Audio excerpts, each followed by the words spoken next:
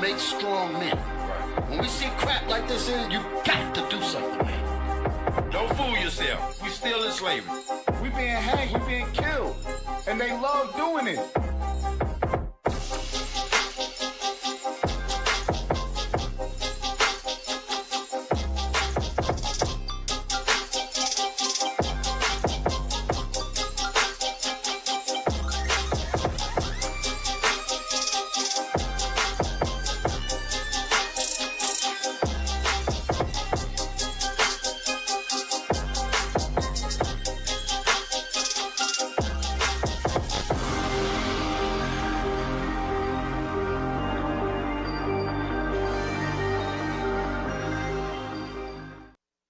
One, two, 1, 2, 1, 2. All praise to the Most High.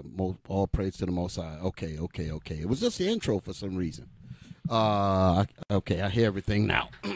Shalom, brothers and sisters. Most High in Christ bless you all. Happy Prep Day. Let's hold it. I'm hearing rings. Is this my? Oh, I'm sitting on mine. Dang. All kind of stuff going on. Well, I guess you know we live, right? Yes, indeed. All praise to the Most High. Sat on my what they call it, those tiles, those ring things. Oh, yeah. So that's what it was. So just trying to get it all together. Shalom, brothers and sisters. Most High in Christ bless you all. Happy Prep Day. A little bit of, not really technical difficulties, but it's time for us to, as Deacon Laba say, we in the building. We in the building. Welcome to another episode of the Bible, the Book of Our Fathers. We are going into our topic today, God's unity at the apex of our manifestation. What do you think about that title? God's unity at the apex of our manifestation. So we got the thumbnail up there, right? Can they see this? I want to know what screen. Okay. And basically, yeah, that's all right there. God's unity, because that's basically what the subject matter is about. It's about not just regular unity, it's about God's unity. Mm-hmm. And the reason why I stress that is because you often hear, especially in our community, unity, you know, you hear people say that. And if you was to go around and ask a group, you know, various groups of our people, like you go to our people in one city, go to our same people in another city, in another state, whatever, and ask them about unity, you'll get different answers because that's not God's unity. Right. And we don't fully understand. I've been saying this for a while. We really do not, I'm talking about as a collective, we do not understand the true meaning of unity when it comes to us. Okay? We need to really understand what unity really means. And the only way we're going to get a unanimous understanding is when we consult God's definition on unity. Okay? And the reason why, I'm going to move around in my thing. Give me the scripture, because I meant to write it down. Give me the scripture where it says endeavoring. Give me that.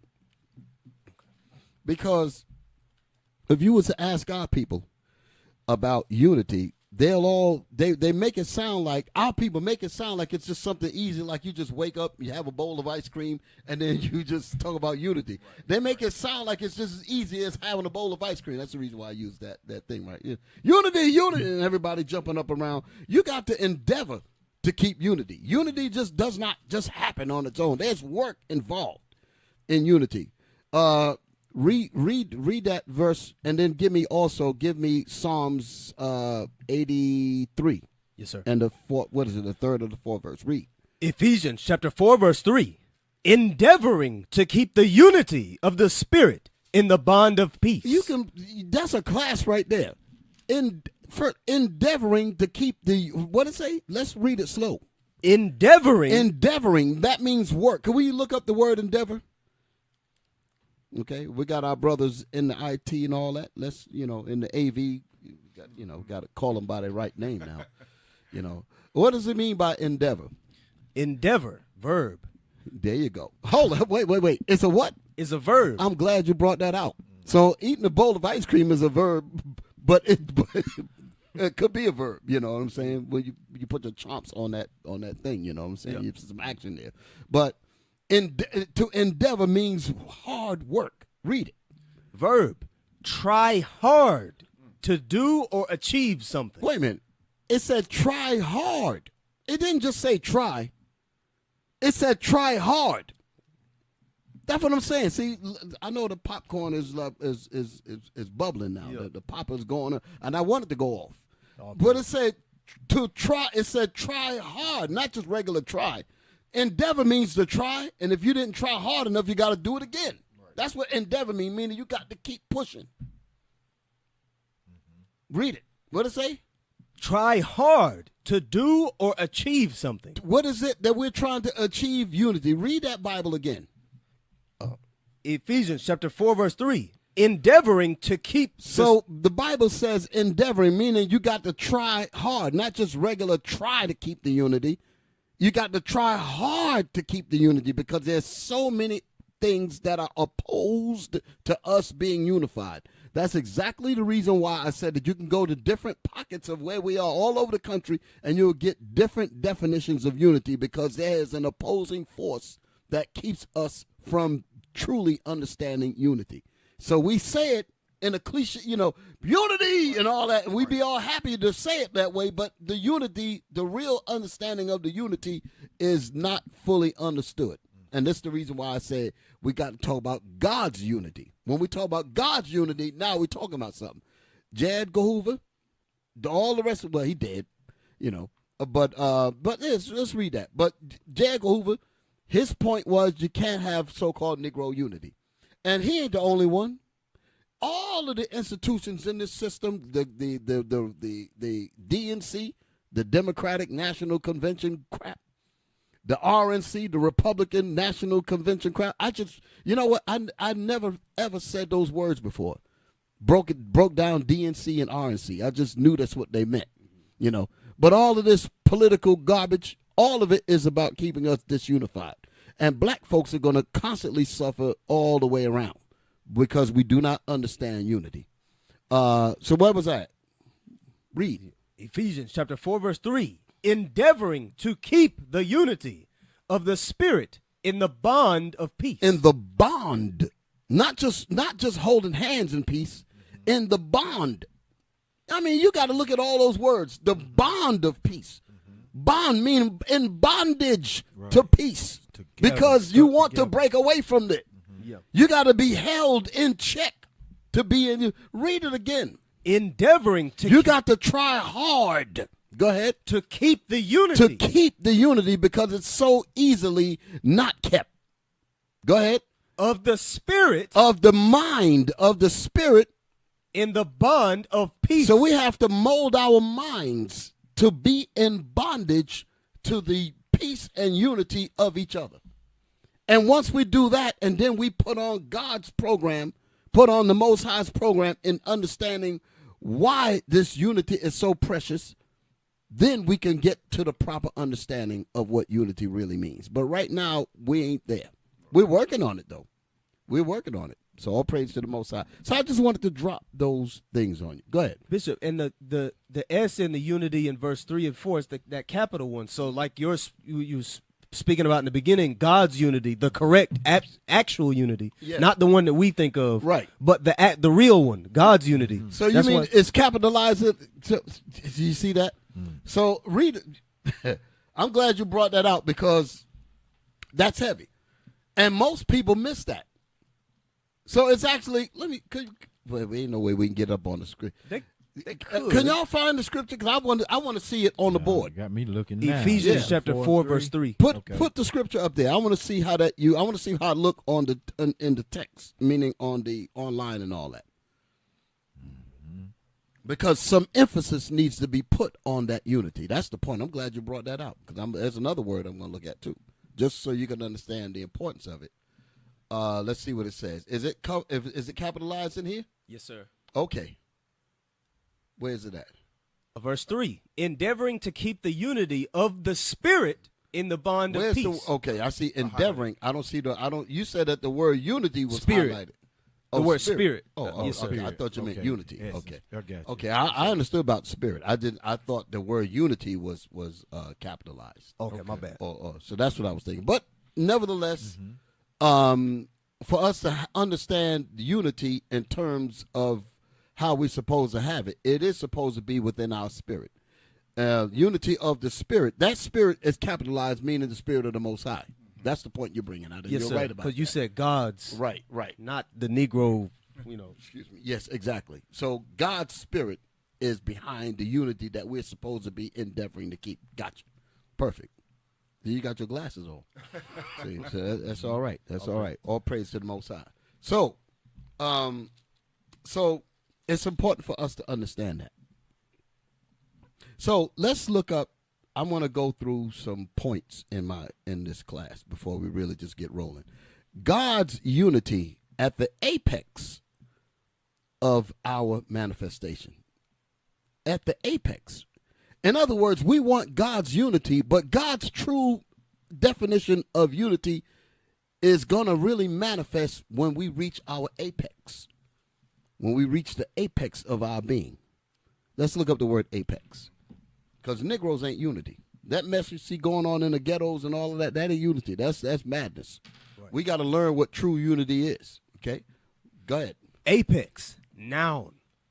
The top or highest part of something. So the highest part of our manifestation. When we reach the full exponential growth, put my title up there that I had for last Sabbath so they can understand what I'm saying. This was a class that I taught last week on the Sabbath, and the name of that class was Exponential Growth Beyond the Horizon, okay? And the point, and in this is, I was making a point about our growth is going to really be manifested when we reach the apex, when we reach the height of our being, when we reach the pinnacle of our greatness. You understand? Yes, sir. That's when we're really going to see the benefits of unity. I mean, we're seeing it now in IUIC. We're seeing the benefits of it now, but we're still trying to get there. You understand what I'm saying? Yes, sir. But the greatness has not been realized yet.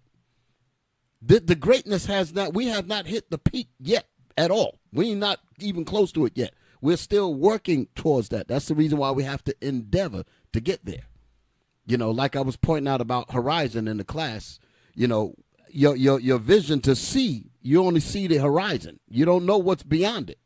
But when you get there, then you're able to, you once you get to the top of the crest, you can see the whole landscape, and now you know how to plot and set up and put this in order, put that in order. That's when things start to happen, when you actually get to the top. But as while we're still at the bottom trying to get there, that's where the hard work comes in at, and we have to endeavor to have that unity to get to that point, right? Okay, I'm doing a lot of rambling, but let's get into it. So all of this is to break down why I titled this lesson, why I titled it. This is about God's unity, and it's at the apex. You can put our title back up there. Our title, the title tonight, right? I'm talking about God's unity at the apex or the highest point of our manifestation, of our manifestation, because we are still manifesting. We're still manifesting. Hey, could y'all find there was a short video that I did that was called Redemption. Could y'all find that? It's on, y'all know what I'm talking about? Just bear with me, brothers and sisters. I meant to send all of these things in, but I got super busy within the last 2-3 hours. I had to just leave this alone and deal with something else. But I'm trying to hold it together. It was on IUIC events. I'll just tell you where it's at. IUIC events. Look up Redemption. It was. Let me just look at it. And it was my voice. I don't think my face was shown. Go up. I think I saw it. Is that it? No, that ain't it. Wow. You spelled it wrong. Oh, Lord. Okay. Move down. Is that it? No. Maybe it's that one. That's it. That one with the lady speaking. Right there. Click that. That's it. Turn it up. And let's get the beginning of it. Let's not be skipping stuff. Redemption means us returning back to the greatness that the Lord has allotted for us when he created us.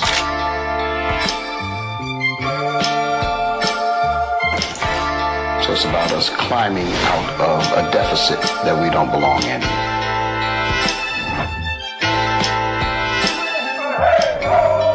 I love what I see. I'm proud of what I see. I've been wondering, I was like, where's my brothers? All this stuff going on. I don't see no black man. Where they at?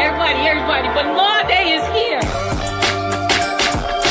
love We're that. out here in Oakland, home of the Black Panthers. I was our turn, the Israelites, 12 tribes worldwide.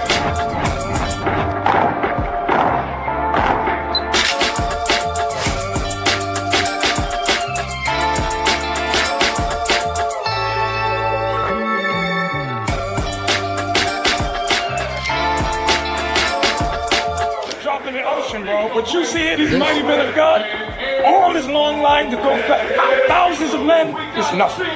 Y'all ain't believe me. According to the Bible, the Lord has seen nothing yet. The point right there. Hold it. Now I'm gonna let the rest of this place. Bishop is making a point and say it will behoove the churches. Go ahead, play it.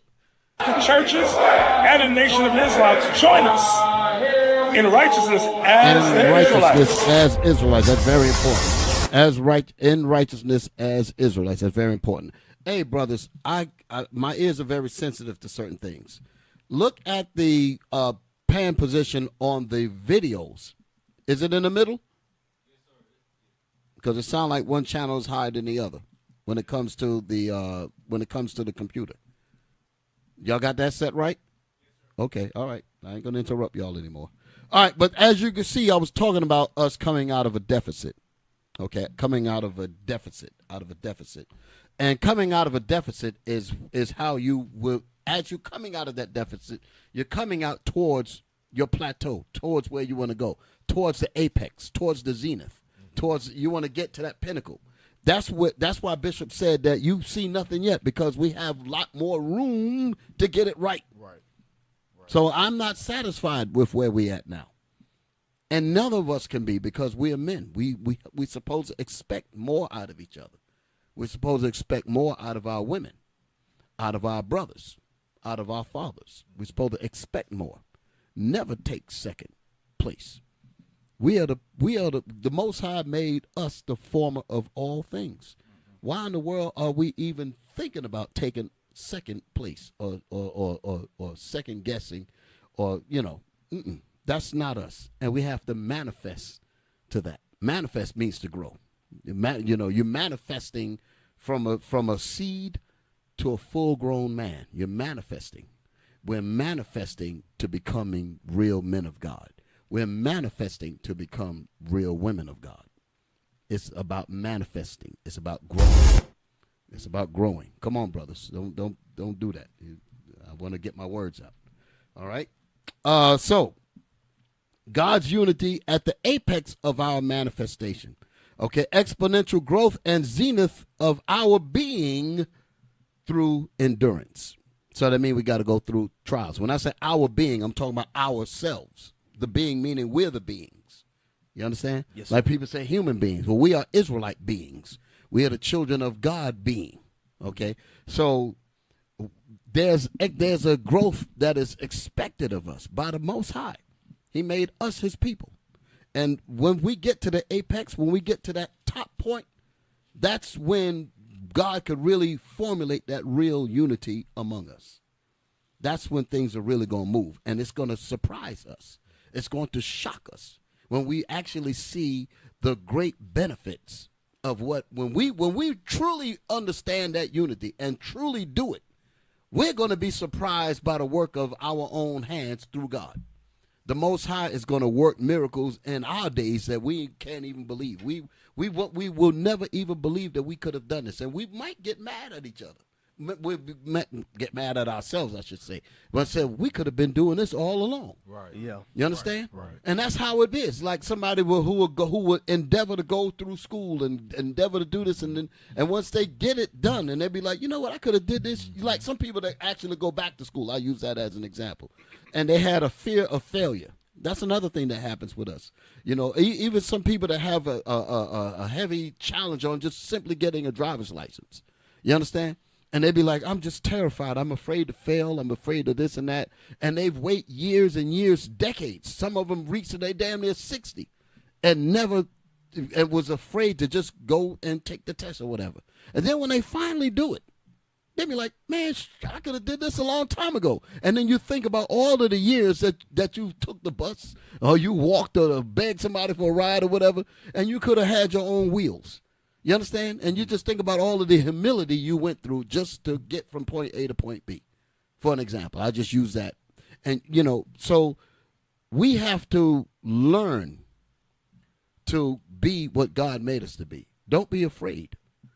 God gave us that spirit for us to step forward and be pronounced. Be like the ambassadors. That's what we are. We are his representative. We are, like we talk about Esau. Esau is the physical counterpart of the spiritual demon Satan. Right. That's him. When you want to look at the physical counterpart of the devil, find a white man. Found him. Okay? If you want to find the physical counterpart of the spirit of God on this earth, find the black man and the Hispanics and the Israelites. Those are the people of God. It's really that simple. We are the representatives. That's what the word ambassador means. We are the representatives of righteousness on this earth when we're doing right. Right. When we're doing right. So these are just things that I'm just throwing out there. So again, I'm making my point about exponential growth and zenith of our being through endurance. So we got to go through trials. We got to go through difficulties, but that's okay because trials are going to build you up. Hey, can we find that picture that I showed last week with Bishop? The thing with the steps, the steps to 1,000 miles begins with one repentant. Yeah, show that. Look at this here. I want to break this down real quick, and I'm gonna let your brothers get in. I know y'all got some. I'm just trying to get the ball rolling a little bit. As you can see, this is on one of our pages, IUIC events. A journey of 1,000 miles begins with a single repentant step. Now, how does that work? As you can see, the illustration there, right? With every step that you take, because it's important to go through the trials, like I'm saying in the title, through endurance. The manifestation, the exponential growth, and the growth and zenith, meaning the pinnacle of us, of our being, of who we are. Our exponential growth is going to come through endurance. So as we go through the endurance, it's teaching us something. We all go through trials. We all go through difficult things. When we go through difficult things, the point is you go in it understanding that it's a lesson. The Lord says that. Give me that in the about the fiery trials. Read that real quick. Yes, sir. You got it? Look for it real quick. Just bear with me, brothers and sisters. I'm just dealing with this thing. I'm hoping that y'all are riding with me. The one talking about thinking not strange. Yes, sir. That's the one. Right, exactly. I want that one. Read that one. Yes, because this is what I'm talking about. Our being through endurance is what builds us, and that's what I'm going to make reference to in the slide here with Bishop on it about the 1,000 miles. You got it? Yes, sir. Let's read that. 1 Peter chapter 1, verse 7. That the trial of your faith, being much more precious than of gold that perisheth, though it be tried with fire, might be found unto praise and honor and glory at the appearing of Jesus Christ. Come on. That ain't the one I want, is it? It's 1 Peter 4 and 2. Yeah, that's 4 and 12. 1 yeah, Peter 4 and 12. That's good, but this is what I wanted. Yes, sir. 1 Peter chapter 4, verse 12. Beloved, think it not strange concerning the fiery trial. Think it not strange concerning the fiery trials. Listen, what's the purpose of the trial? Which is to try you. Which is to perfect you. Which is to mold you. Which is to teach you. You got to endure through that. And once you come out of that, that's how you become better. You don't fall for the same tricks that you fell for last week or yesterday. Every day is a new day to start another step in repentance towards the pinnacle of your greatness, of what the Most High is bringing towards us. So here's how this works. Go back to the slide here on the screen. As you see, a journey of 1,000 miles begins with a single repented steps. You're talking about 1,000 miles, and you're talking about one step. You know how long it's going to take you to get to 1,000 miles? But exactly. But the point is to note every step you take. That's the point. Because every step, you're learning something in every step. I'll just make it easy to understand. If you, when you literally take a literal step, the first time you lift your foot up to set your foot down to take a step, you might wobble a little bit. You might lose your balance. But as you take the next step, you know what to do to keep your step steady. You dig it? Yes, sir. And that's everything that we do. This is what I was talking about with those, like when we was coming out of, like I talked about, coming out of the basement in Paulding, and then we got the Mount Vernon School and stuff like that. Each step taught us things, taught us how to do it better and better. You just can't jump from the basement to having an actual building. Right. You have to go through steps, because in those steps you learn things. Those are trials. Sometimes you go through some stuff, you get some real setbacks. We've been through a lot of setbacks in doing this, but every time we did it, we learned through those steps. That's what this is saying. A journey of 1,000 miles begin with every teachable, that's the word I wanted, every teachable single step. Every lesson that comes from every step, you harness that and you learn from that. And then you make your next step a little straighter. Right. You make your next step a little bolder. You make the next step after that more confident, until you actually achieve what you're going for. Because you got to have vision. You ain't going to take a step towards anything if you don't have something that you're going for. But you got to learn along the way, the training wheel, so to speak, to help you learn how to perfectly balance that bicycle and to balance your life. That's the fiery trials that we're talking about. Read it again. Yes, sir. 1 Peter chapter 4, verse 12, excuse me. Beloved, think it not strange concerning the fiery trial which is to try you, as though some strange thing happened unto you. Don't look at it as if it's a strange thing. Understand that the Lord is trying to teach us something. And trials, man, I'll tell you, trials are not easy. Nobody really likes them. No. When you're going through that stuff, you don't really like it. It's hard to just say, you know what, I'm going through some stuff. I got all kind of spirits on me. I got this and that happening. It's hard while you're right in the fire to turn around and say, I know this is for my benefit. Man, you feeling that affliction. Right. You understand? Right. So, we're being real with it, but this is what we have to do. And even in your low point, you got to find the strength to endure. So when you do that, you're going to learn how to make it. And once you learn all of those things, when you actually set in a position, that's when the Lord can really give you the true meaning of unity. Okay? That's the whole point. Learning how to deal when we're on the bottom.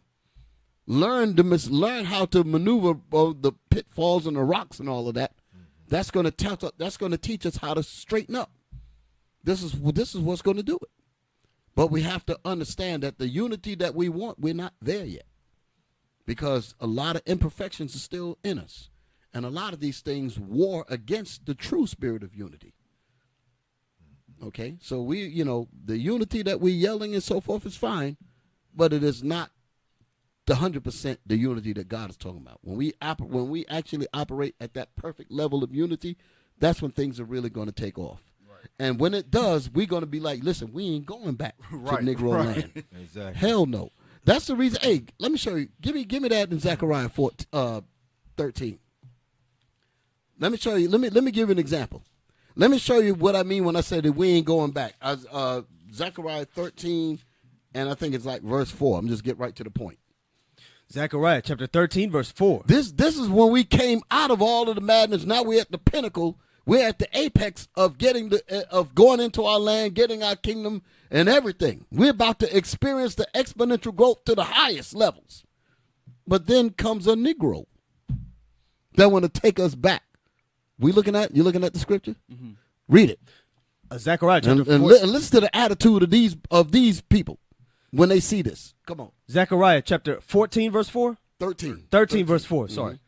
And it shall come to pass in that day that the prophets shall be ashamed, every one of his vision. Yeah, a prophet, some madman, some Dr. Buzzard, gonna try to take us back to Babylon. And if we done went through all this hell, we're about to get the kingdom. We're about to roll it in. Right. Go ahead. Read. When he hath prophesied. Because he gonna be made ashamed. But listen. Neither shall they wear a rough garment to deceive. They're gonna be shut down. Go ahead. Where's the part about the child, the mother, and the verse above it? Yeah, read that. Verse 3. Yes. And it shall come to pass that when any shall yet prophesy. Read verse 2. Verse 2. And it shall come to pass in that day. In that day, that's that clean fountain of water. That's when the commandment's going to go out. That's how the chapter starts. There shall be a fountain of water open to the house of David, meaning the Israelites. So when that happens, the Most High is going to have his spirit on Israel to really get themselves together to walk into that globe of unity when we really understand it. Come on. And it shall come to pass in that day, saith the Lord of hosts, that I will cut off the names of the idols out of the land. Because we're going to understand that, listen, this is where we just left. We ain't trying to go back there. We're about to experience real unity, and we ain't trying to go back. Go ahead. And they shall no more be remembered. They shall no more be remembered. Come on. And also I wanted to just get to the point because I don't want to lose the reason why I went here.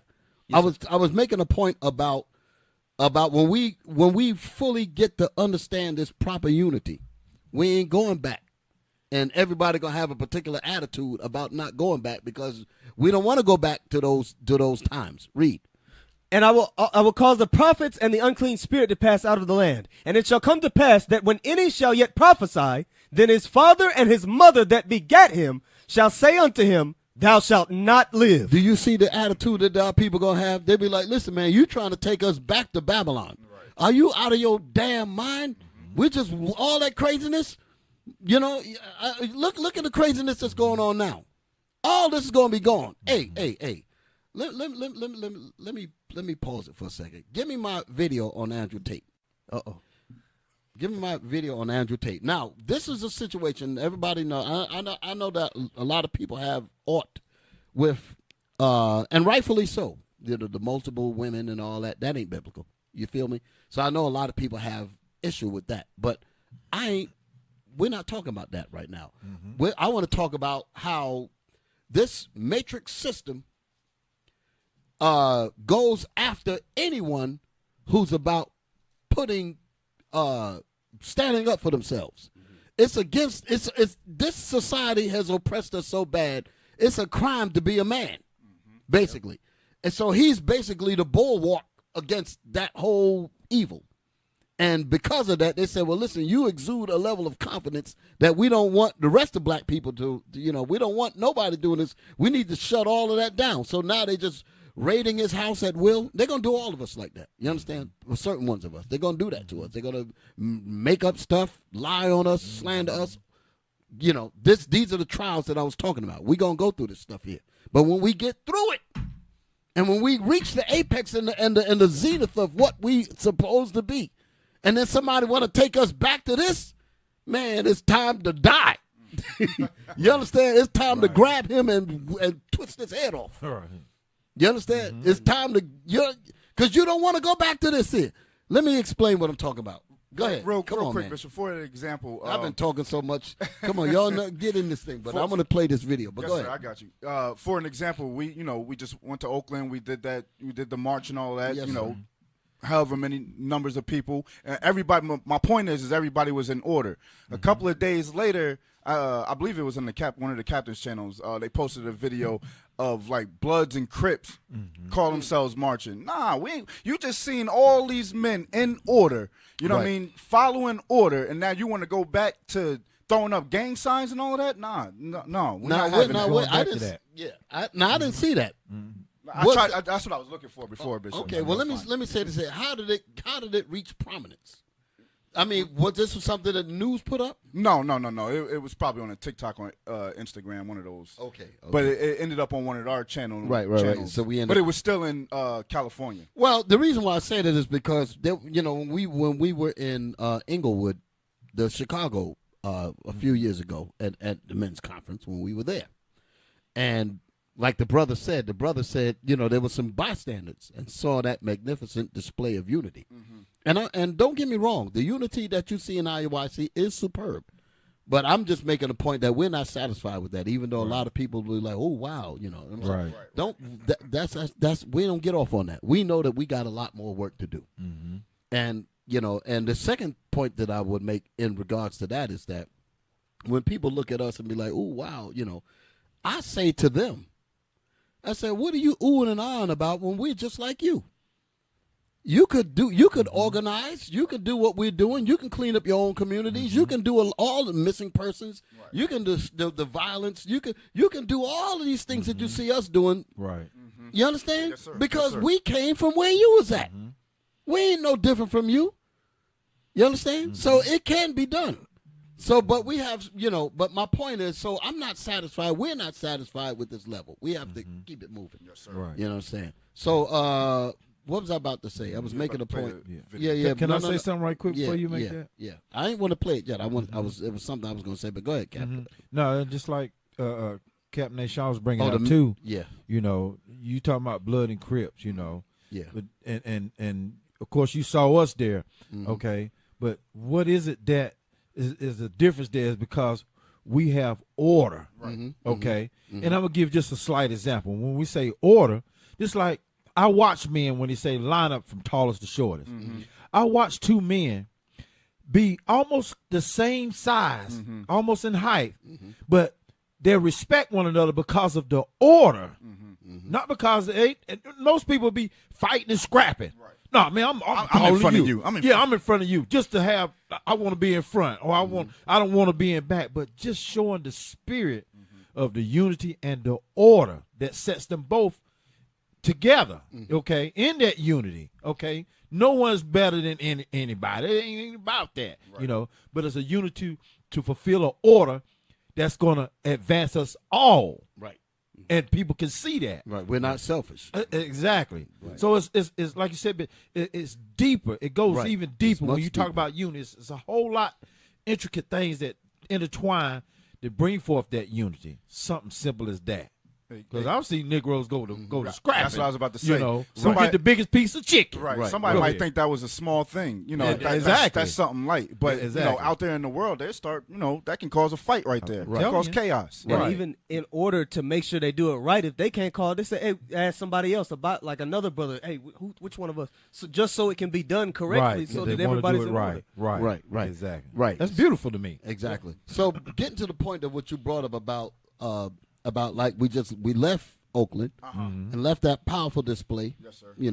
And then after that, then there was a display of some gang members doing their thing. Yeah. Now, ordinarily, because I don't know the full scope of that situation, so I'll be careful on how I speak about it. But I know how the media is. The media will try to find some way to demonize and to pour water on our smoking, so to speak. You understand?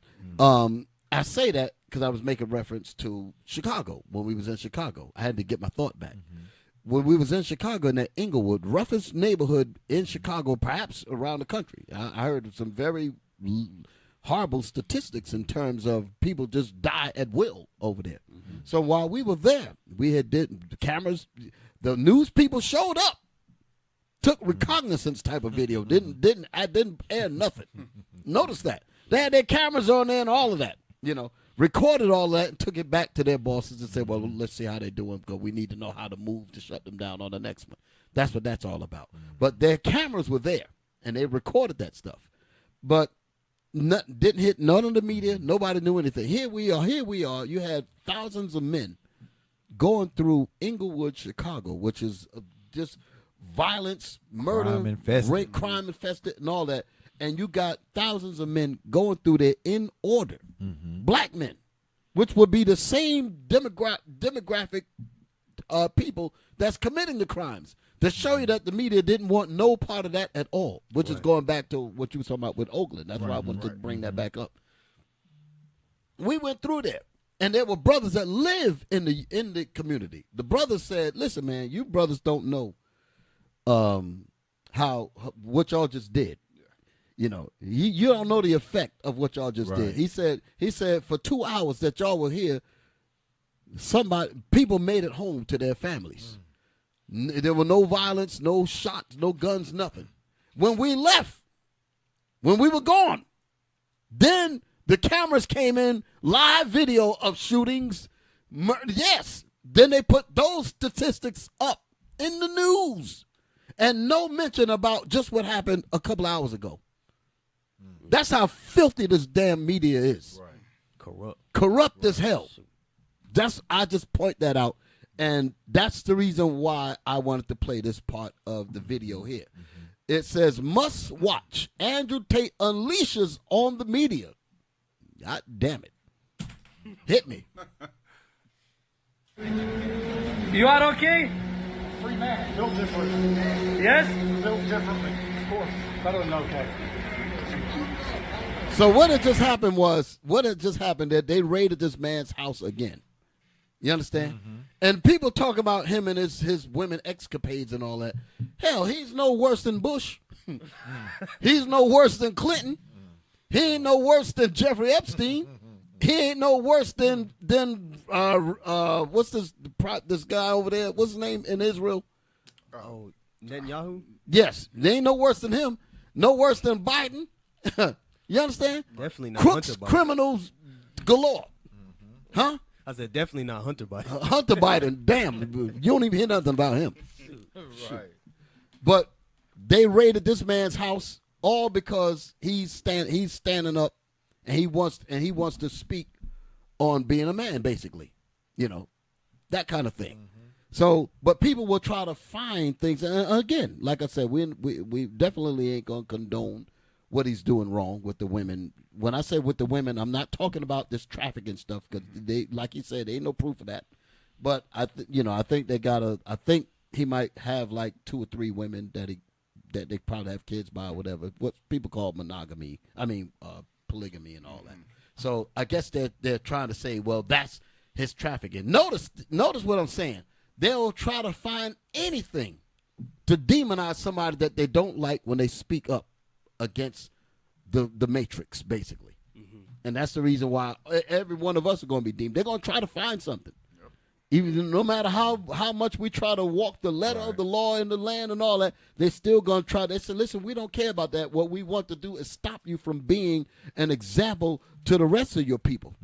We want to demonize you. We don't want you to be a beacon of hope, a beacon of strength, a beacon of righteousness. We don't want that. We want to find anything wrong with you, that kind of thing. So this is what they did to this brother here.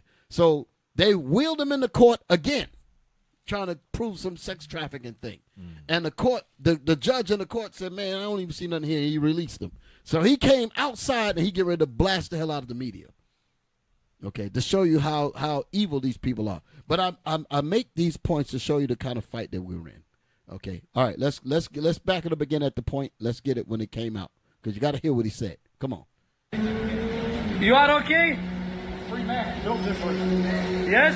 Built differently, of course. Better than okay. Oh, are free? Free. Listen, I'm going to say something to everybody. Listen to me. I moved to Romania 10 years ago, and I found an amazing country full of beautiful people. And I told the whole world about Romania. If you mention the name Romania anywhere in the world, they'll say, Andrew Tate lives there, Andrew Tate lives there. I've done nothing but promote this country.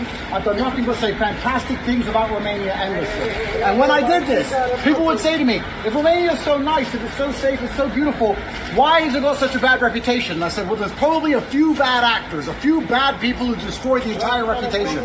Like the few fools at DCAW who just came along and told us that the mothers of our children are somehow human trafficked. I've been nice, I've been patient, I've played the game, I've respected the judiciary, I've gone to every appointment on time. But they busted my house again. And now I've come along saying there's 35 victims. You know, all 30 of those girls, 30 of them, have statements in our defense. 30 saying we've done absolutely nothing wrong. Two more are the mothers of our children. And 2 more have never even been to Romania. Have never even been here. They just found random girls we knew in other countries. Pause it. Did y'all hear that? They could just manufacture witnesses. That's what they did to Bill Cosby. The hell with it. That's what they did. They'll just manufacture people. Yep. Just to sully you. Just put a whole bunch of garbage out there, and you have to fight through all of that. You understand? Yeah. I'm familiar with that kind of madness. I'm familiar with that. I don't want to go into my background in terms of what I used to do when I was on the job, but I used to have to represent people, and the people that will want to get the persons messed up, they will just throw all kinds of charges on it. I mean, like 15 damn charges. Right. And they'll be like, listen, he might beat 12 of them, but at least 3 of them going to stick. So just throw anything up against the wall. By the time he finished fighting all of that, he'll be exhausted. We at least get him on one. We don't care how we get him. Just get him on something. That's basically the way. That's how they do it. And you'll be worn out after all of this. And that's their objective. Throw as much garbage against the wall, hoping that something will stick. That's basically what he did. We'll manufacture witnesses. He said 30. They said they found 35 people. 30 of them wrote statements in support of them. So what the hell's going on there? And they will never talk about it. They will never bring that information up because it's not designed for that. So why am I bringing all this out? So I don't lose my point. Like I was saying, when we get past all this bullshit, I got to say it that way. When we get past all this crap, when we get past all this garbage and we're about to walk into our kingdom, and then we get a Negro with his brain want to take us back to this foolishness, it's going to be easy to lay hands on him or her or both. You understand? Because he said, you are not taking us back to that bad dream, that damn nightmare. Right. That's the kind of fervor you're going to have for righteousness. Right. Okay?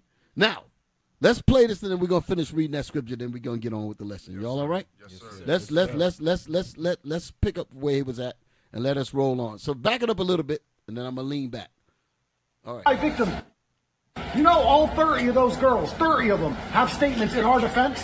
30 saying we've done absolutely nothing wrong. Two more are the mothers of our children, and 2 more have never even been to Romania, have never even been here. They just found random girls we knew in other countries and made them sign pieces of paper. This is a setup. It's absolutely disgusting. Fair play to that judge who saw through the bull. Let us free. Okay. And also, one more thing. The media is complicit. All of you are. When they first threw us in jail, when they first put us in there, you're all running around saying human trafficker. None of you said, where's the evidence? Where's the proof? Where's the pictures? Where's the videos? None. 3 years later, they do the same bull, and you're all sitting there going, human trafficking. I'm not a human trafficker, clearly. If you human traffic someone, there is evidence. This is a setup. It's a stitch up. The 3 prosecutors at D-Call in my house, I said, why are you here? There's no case. They said, there's a case if we make one. You heard that? Hold it. Don't let that slide by.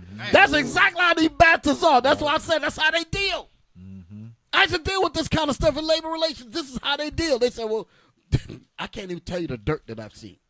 I can't even tell you the dirt that I've seen in some of these situations.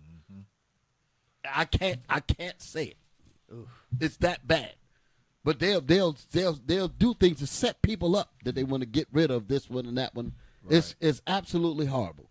So this right here doesn't surprise me because that's the culture of this country. Yep, that's how they deal. That's how they deal. That's how they deal. You understand? But like he said, back it up a little bit. Let's get, because it's almost done. It ain't no long clip. But I want y'all to hear these things here. And this is what we're trying to get away from. All this is going to be like a bad dream. You understand?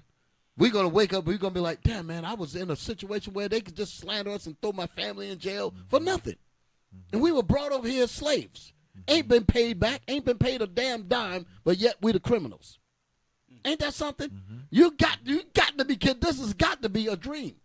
How the hell are the victims of the worst criminal activity of all time? They completely destroyed our human characteristics. Everything that made us a nation, everything that made us a unified people and all that, got black men and black women acting like foreign enemy nations towards each other, and we try to fix it, and you deem us the damn criminal. You deem us a hate group, stuff like that. Man, when this shit is over, I'm going to be glad as hell. I'm just telling you straight. And I ain't going back to this crap. Anybody that talk about going back to this man is going to get his head twisted off. That's right. That's what we're reading in that Bible. I want this to be done. Go back to this here. Play on with that thing, man. Shoot. Human trafficking. I know a human trafficker clearly. If you human traffic someone, there is evidence. This is a setup. It's a stitch up. The 3 prosecutors at D-Call in my house, I said, why are you here? There's no case. They said, there's a case if we make one. This is a setup. All of it is. And listen, quiet. I'm going to talk to you, sir. Hold on. You heard that? Yeah. That's how you got to be. Yeah. That's how you got to be. You shut the hell up. Right. I'm talking. Right. You got to be that way. They don't like it, but that's how you got to be. You know you're right. What the hell you taking second place for? Right. You know you're right. You know you've been railroaded. You know all these evils happen. You're going to sit there like a daggone Gumby. You better wake the hell up. Come on, man. Play on the rest. Be quiet. This is a setup. It is done on purpose, and it is designed to come up with the most heinous possible crimes to slander our name. And every single Romanian citizen should be disgusted that they are spending millions of euros wasting their time trying to put innocent men in jail instead of fixing the roads, fixing the hospitals, fixing this country. You have a beautiful country full of beautiful people, and 3 idiots at DCAL have everything. As for money laundering, sure, I'll approach that. Money laundering, no problem. Supposedly we're money launderers because we buy luxury goods and we try and hide that we buy luxury goods for other people and hide our money. If you buy your girlfriend a handbag in Romania, they charge you with money laundering. This is disgusting. Disgusting. We have children. This is disgusting. Thank you. And then they threw the money laundering question out of like, we got to make something stick. Yeah. You got exonerated from this, but you still got to find. That's what I was talking about. We got to get you on something because the whole objective of us is to sully the name. Why would you want to sully somebody's name? It's because you don't want people to gravitate towards that spirit. You don't want men to gravitate towards being a man. You don't want people to gravitate towards this righteous banner that we're bringing up as men of God. Right. I'm talking about us in IUIC. Right. You want to slander our name because you don't want people to change their filthy lives. Because you prosper off of that. You prosper off the ignorance. You prosper off our people being dope dealers, drug addicts, pimps and hoes. You profit off of that. And we messing it up for you. So what do, you bastards? You want to sully what we do. That's the reason why when you mention that thing, I was thinking about that when you mentioned about this. Because that's how they deal. They said something good that they did, millions of views, such and such. We got to throw some dirt in there to bring down the luster of the great thing that they did because we don't need them waking up. We need them in slavery, in mental slavery. I get it now. That's why you asked if they played it, if I seen it on the news or something. Yes, exactly. That's it. That's exactly. Okay. Right. And we hope and pray that by us being there, that it made an example to bring them together, that they did march and to show some positivity, But knowing, like you said, knowing the media. Yeah, they'll turn it around. Yeah. And you never know. They probably, because I remember coming up in I think it was the 80s. You had the gangs on the West Coast. They were talking about all in the same gang. It was actually after Rodney King got the greatest ass whooping of all times. You understand what I'm saying? I mean, let me say that again. Rodney King got the greatest ass whooping of all times. They tried to kill him. Yeah. And they beat him so damn good. He said, "Can we love? Can we love? Can we love? Can we?" That's what you call, and that ain't funny. But it just shows you how vicious they dealt with him.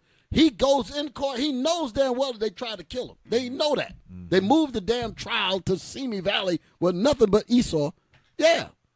No jury of his peers. A lot of y'all people forgot the details of that case. He was supposed to be tried by a jury of his peers. They said, no, too many people know about the real truth. We don't want this kind of verdict. So we're going to move it to Simi Valley, where there's a whole bunch of people sitting on a porch drinking lemonade.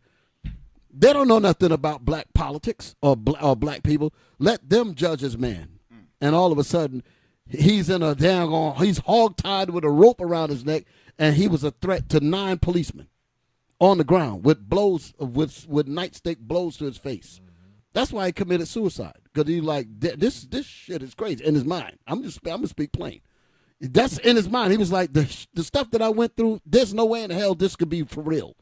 I need to get out of this life.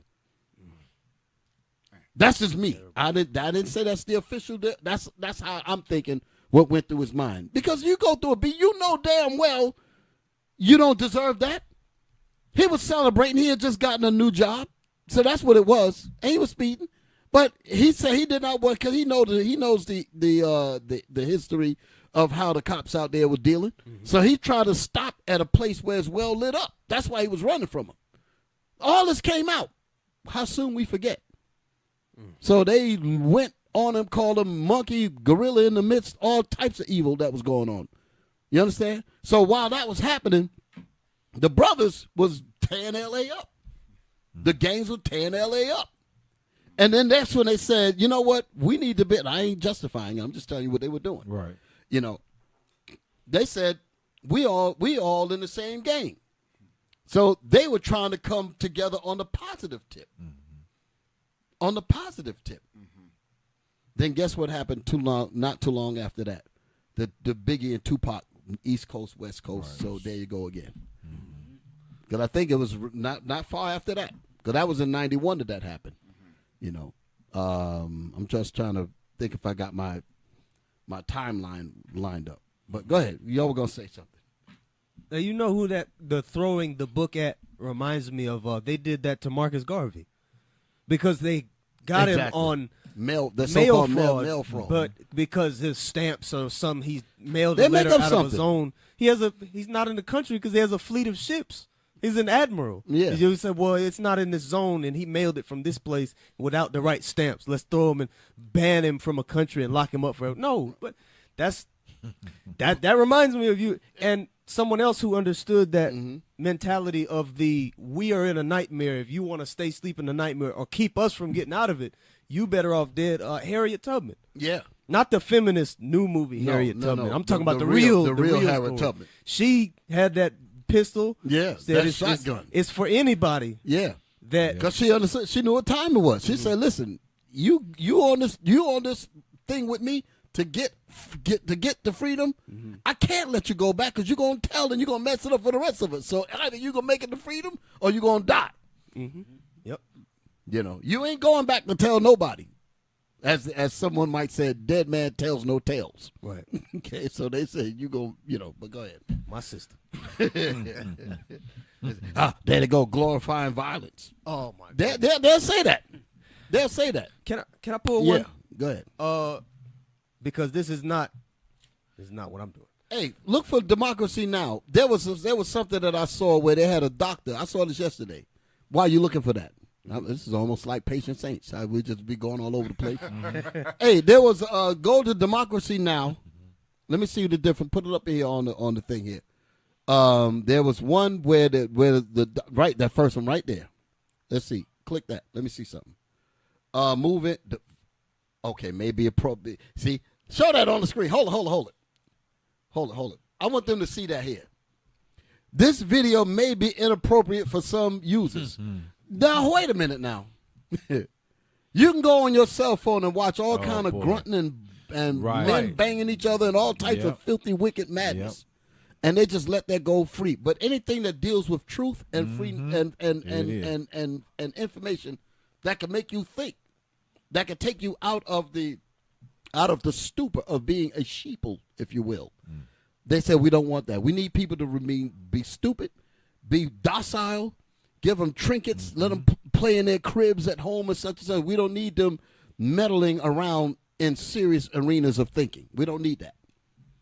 So everything that they do is about keeping people dumb, including putting something like this here may be inappropriate. This whole country is damn inappropriate. What the hell are you talking about? So let's see.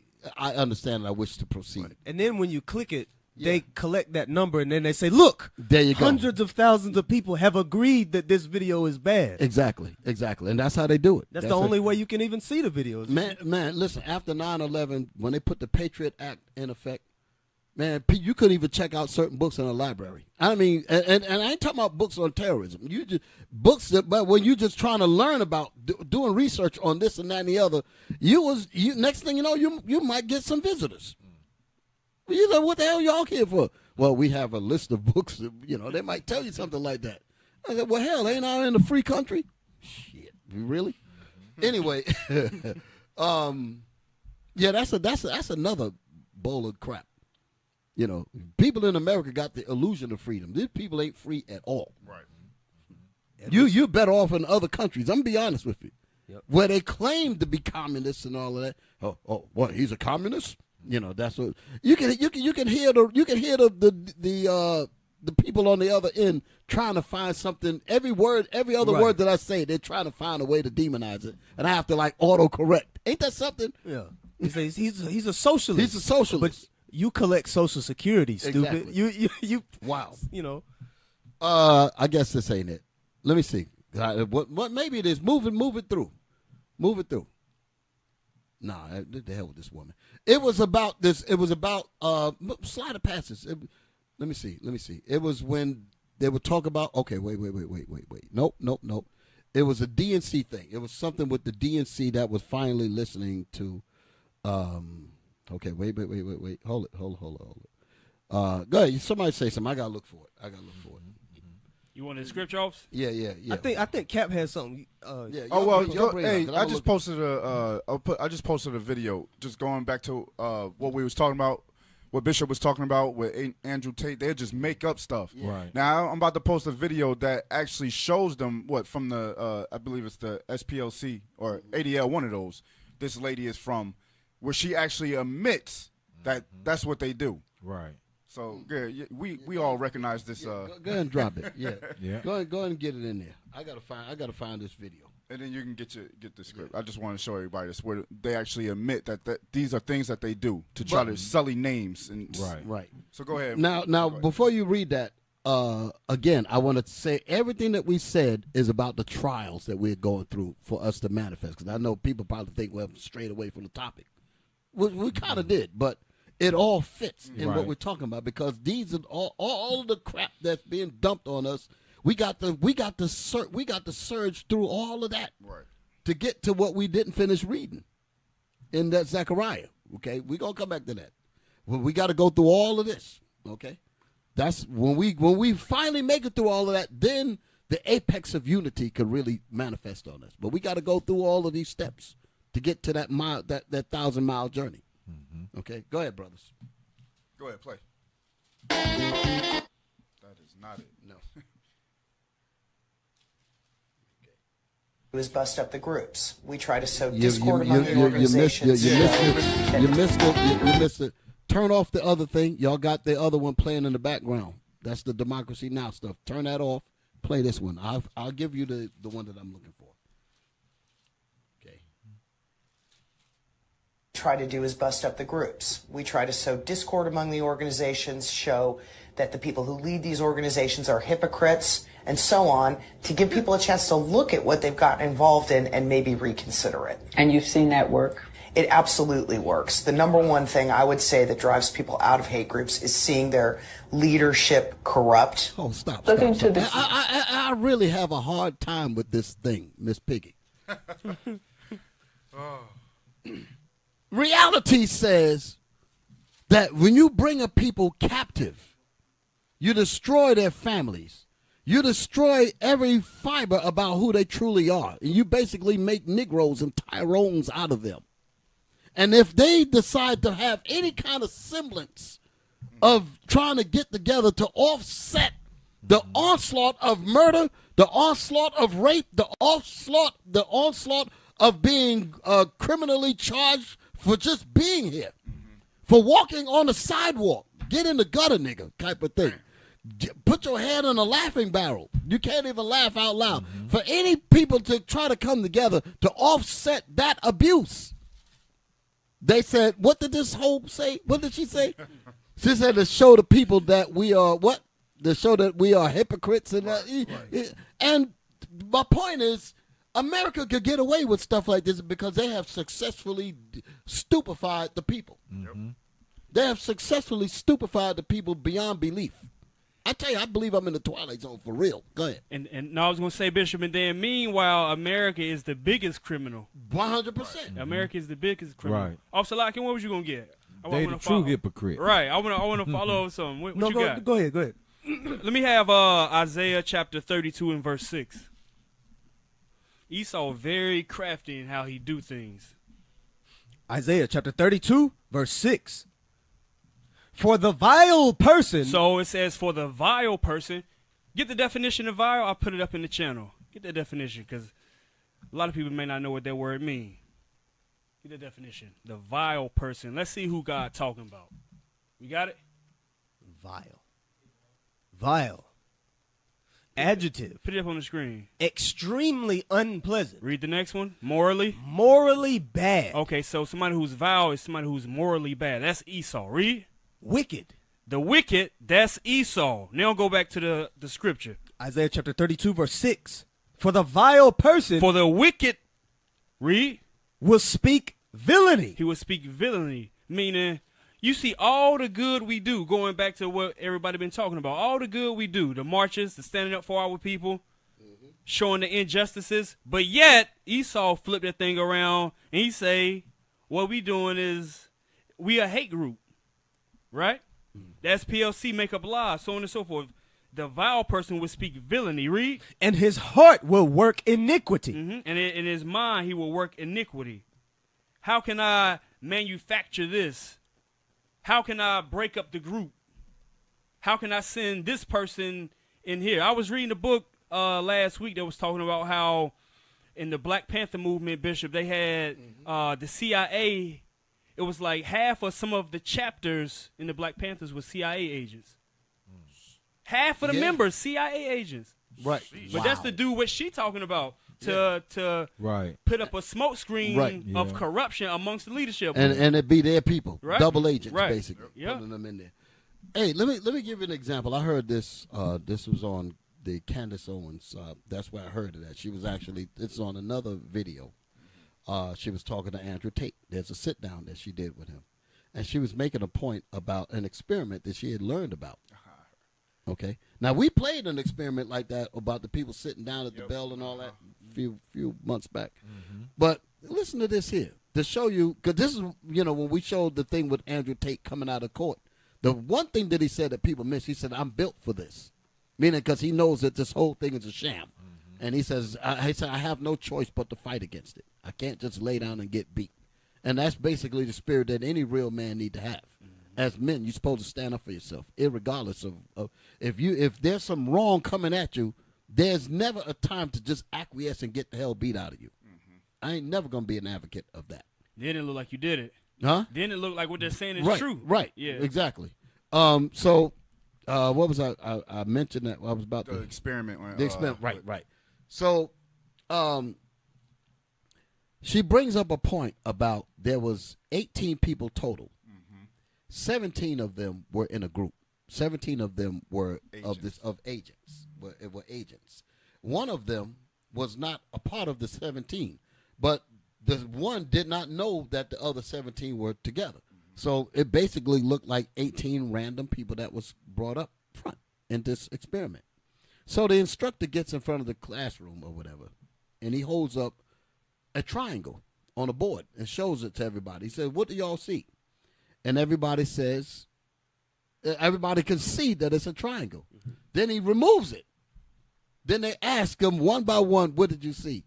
And one said square, two said square, five said square, all the way to number 17. Right. They all said they saw a square. So when they asked the one, what did he see? He know he saw a triangle. But he had to acquiesce.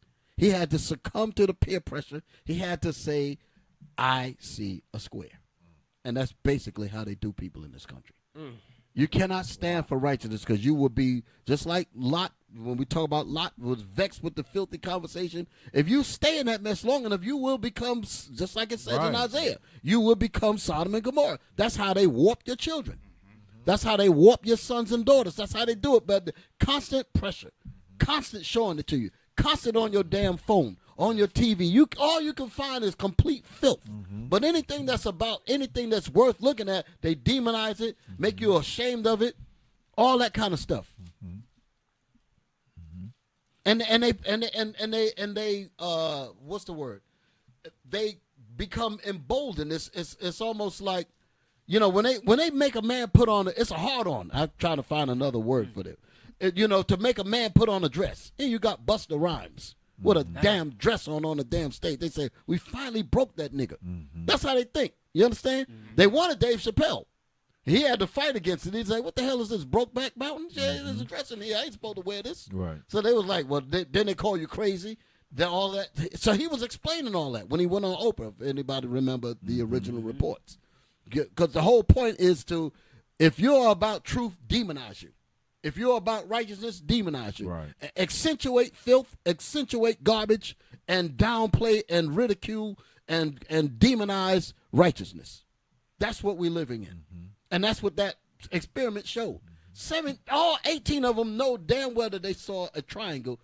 17 of them said we saw a square, and then they said, what sayest thou? Basically on you. He knows what he saw. But just like it pointed out in the sit down, the man realized he saw a triangle, but he said, but if I say triangle, I might have to fight all of them. So I would rather acquiesce and just agree with the sickness. And that's how they basically shellac people's brain into complete homos out here. That's how they do it. Okay? This is what I'm talking about. We got to get away from.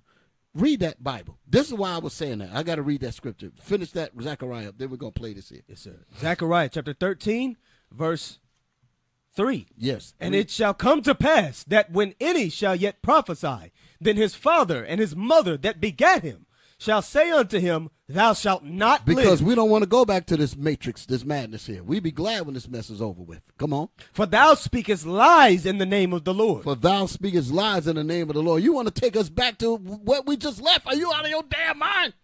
Go ahead. And his father and his mother. His own parents. That's what I wanted to get to. His own parents said, nigga, you out of your damn mind.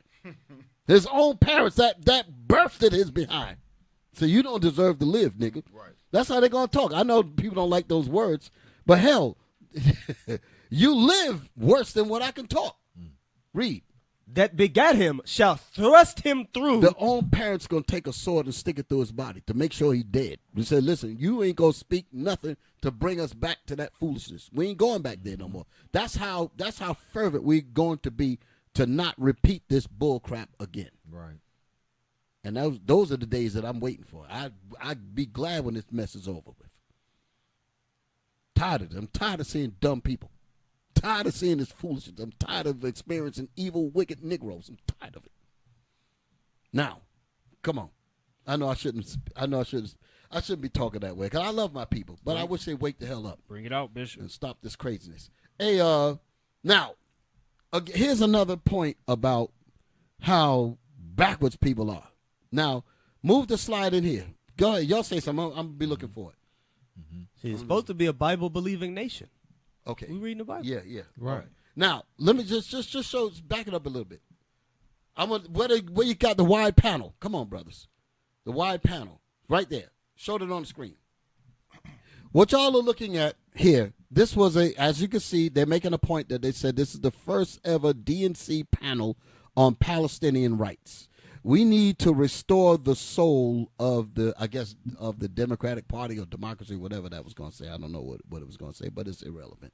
They're making a point of saying that they're trying to, now they want to address the situations that's going on over there.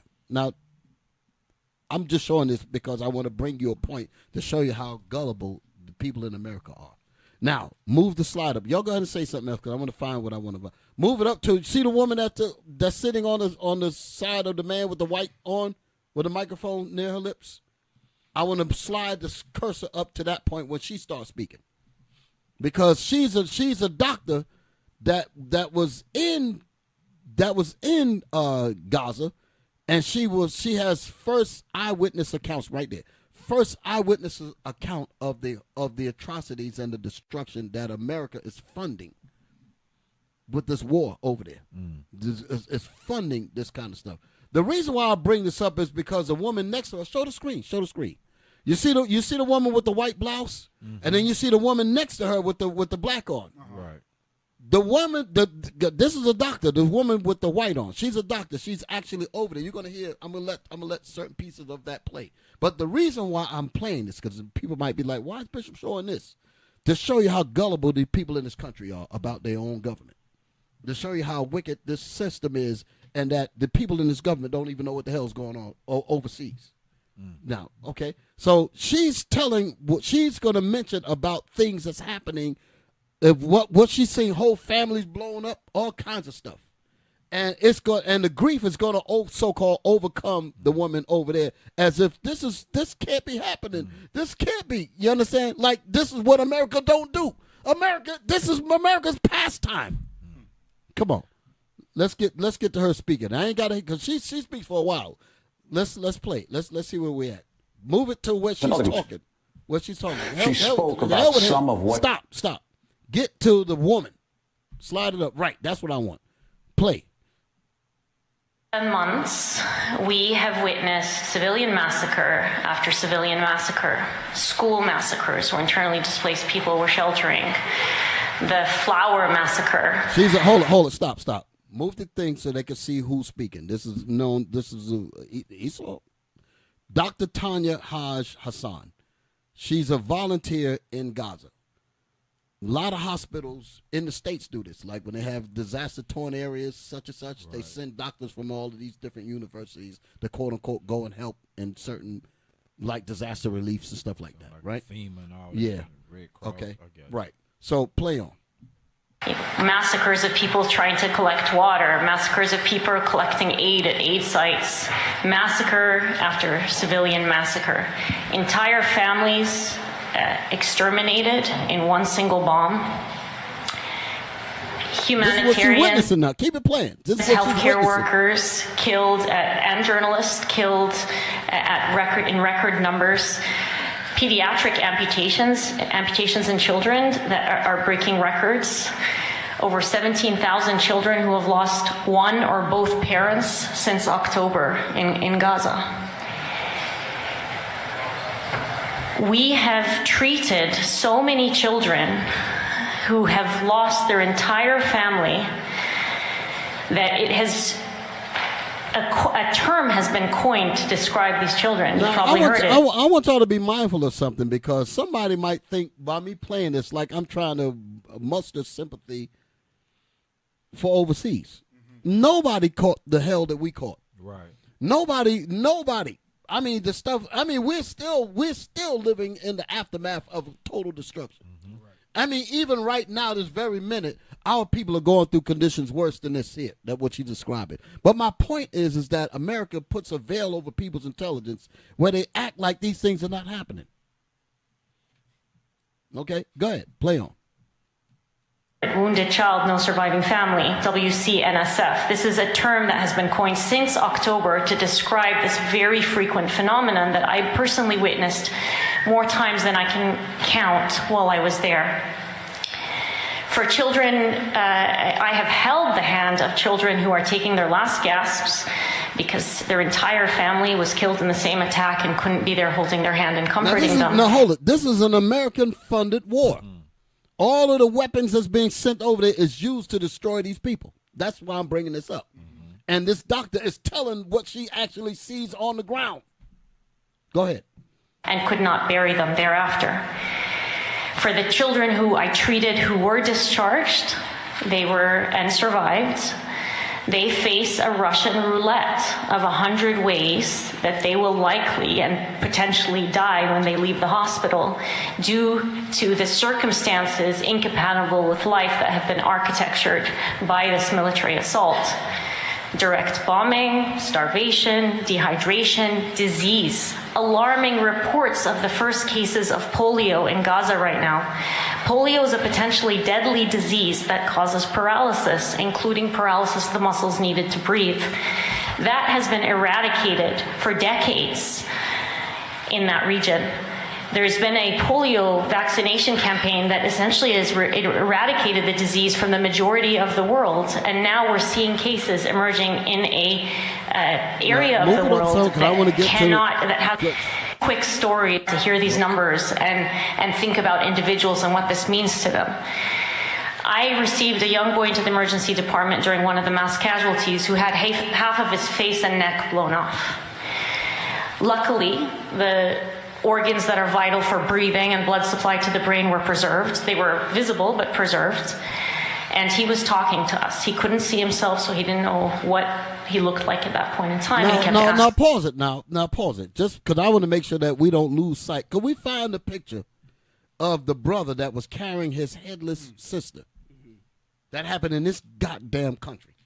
Black Wall right Street. Here. Right. Show that shit.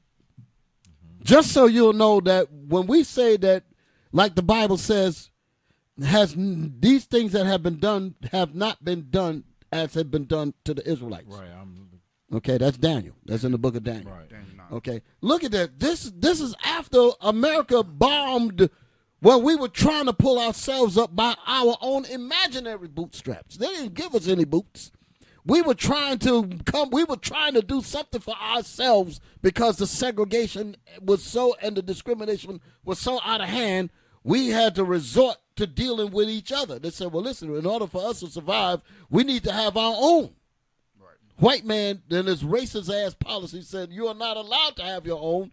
We're going to use Miss Ann to lie and say that somebody raped them. Who the hell want to rape a white woman? Unless you're absolutely sick. You know. Yeah. And I'm saying I ain't being, racist or whatever, but what the hell? You understand what I'm saying? Yeah. But they always use her to set off something like this. And because of that, they destroyed all of the district where we were trying to do something, which is what their plan was anyway. Yep. So they would make up stuff. That's my point. Just like Andrew Tate said, they would make up something. Yep. This woman probably don't even exist. They could just make up, manufacture people. Right. Oh, you raped so-and-so. Oh, you was ogling at so-and-so. Oh, you was this. Hey, I literally had a case where a woman was trying to get this brother out, mess his job up, saying that he was ogling at her. We had to look through, what the hell is ogling? Ogling. Ogling. That's a woman probably ugly as hell. Talk about ogling. No, have mercy. Go ahead, man. So anyway, this is the kind of stuff I'm talking about. So look at this picture here. They found a reason, manufactured a reason to destroy what we were trying to do on our own, despite the fact that we were thoroughly robbed when they brought us here. Let them just look at it. We weren't given shit when we came here, when they brought us here. We wasn't given 40 acres, nothing. We weren't even given anything at all. Everything that we got, we had to bust our skin to the bones. Literally. Right. Just to get an ounce, just to manufacture a shoelace. To pull a shoe strap to make something for yourselves. And when they did that, they found the reason to do this here. And because of that, his sister's head is missing. And he finds it. How the world did you identify? You know what that's like? You have to look at her body to try to say this is my sister. Because you normally would recognize somebody by their face. The head is removed. So he had to how did my sister look? She had, maybe her hands were this way, maybe she had certain scratches on her knees or whatever. He had to look over her body to say, this is my sister. Her head is missing, but this is my sister. Bishop, unless he actually seen. He might have seen it happen. Yeah, that's even worse. That's even worse. That's even worse. Exactly. But America act like this didn't happen. Right. That's my point. That's my point in showing the other thing. But when I go back to the video that we were looking at. Did y'all show this while I was talking about it? Yeah, okay. Now, as she's speaking, the woman in the black gonna get so upset because these atrocities are just so overwhelming. Oh my goodness. That's what I wanted to play. Go ahead, hit it. Asking for his sister. His sister was in the bed next to him. The majority of her body was burned beyond recognition. He didn't recognize that the girl in the bed next to him was his sister. His entire family, parents, and the rest of his siblings were killed in the same attack.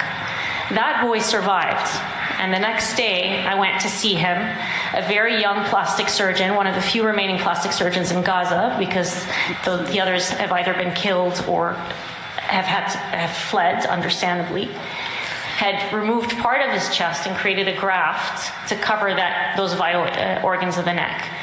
He was lying in his bed and mumbling because it was so difficult to talk. And he kept saying, I got really close to him and he said, I wish I had died too. And I said, what? And he said, I think my entire family has gone to heaven. Or it's not my entire family. His exact words were something effective. Everybody I love is now in heaven. I don't want to be here anymore. That is one of so many stories. I'm sorry, Leda, but I think people need to hear. That's all I want. That's enough of these people. I wanted to show that because the brother asked, he said, why don't they talk about the Israelites like this here? Because they don't give a damn about us. That's the point. That's why they don't. Right. But the reason why I did that was to deal with Heidi B. I'm gonna call her something else. Trying to talk about hypocrisy. If that wasn't hypocrisy, the word don't exist. Right. If what we just saw on the screen was not hypocrisy, there's no such. How in the world are you going to talk about anything, about any injustice anywhere when the goddamn land that you're on is stolen? Right. The people the labor that you got to build the damn thing ain't never been paid. And then the ghettos, drugs, all types of minds broken, depleted. Right. Just basically lost, destroyed. We are so far away from normal, it's unbelievable. That's why I always make reference to that Tyrone situation. We have not been ourselves since. Right. We are definitely an absent-minded people. We are totally absent-minded of who we truly are. We are just basically shells of a created being in this country. The real soul of us is gone. We're trying to get it back now as Israel. But outside of that, we are basically the walking dead. Right. Go ahead. What you got? Right. And that Heidi video, can I hear it one more time? Yeah. Y'all can do your thing, 'cause I know we done went way off.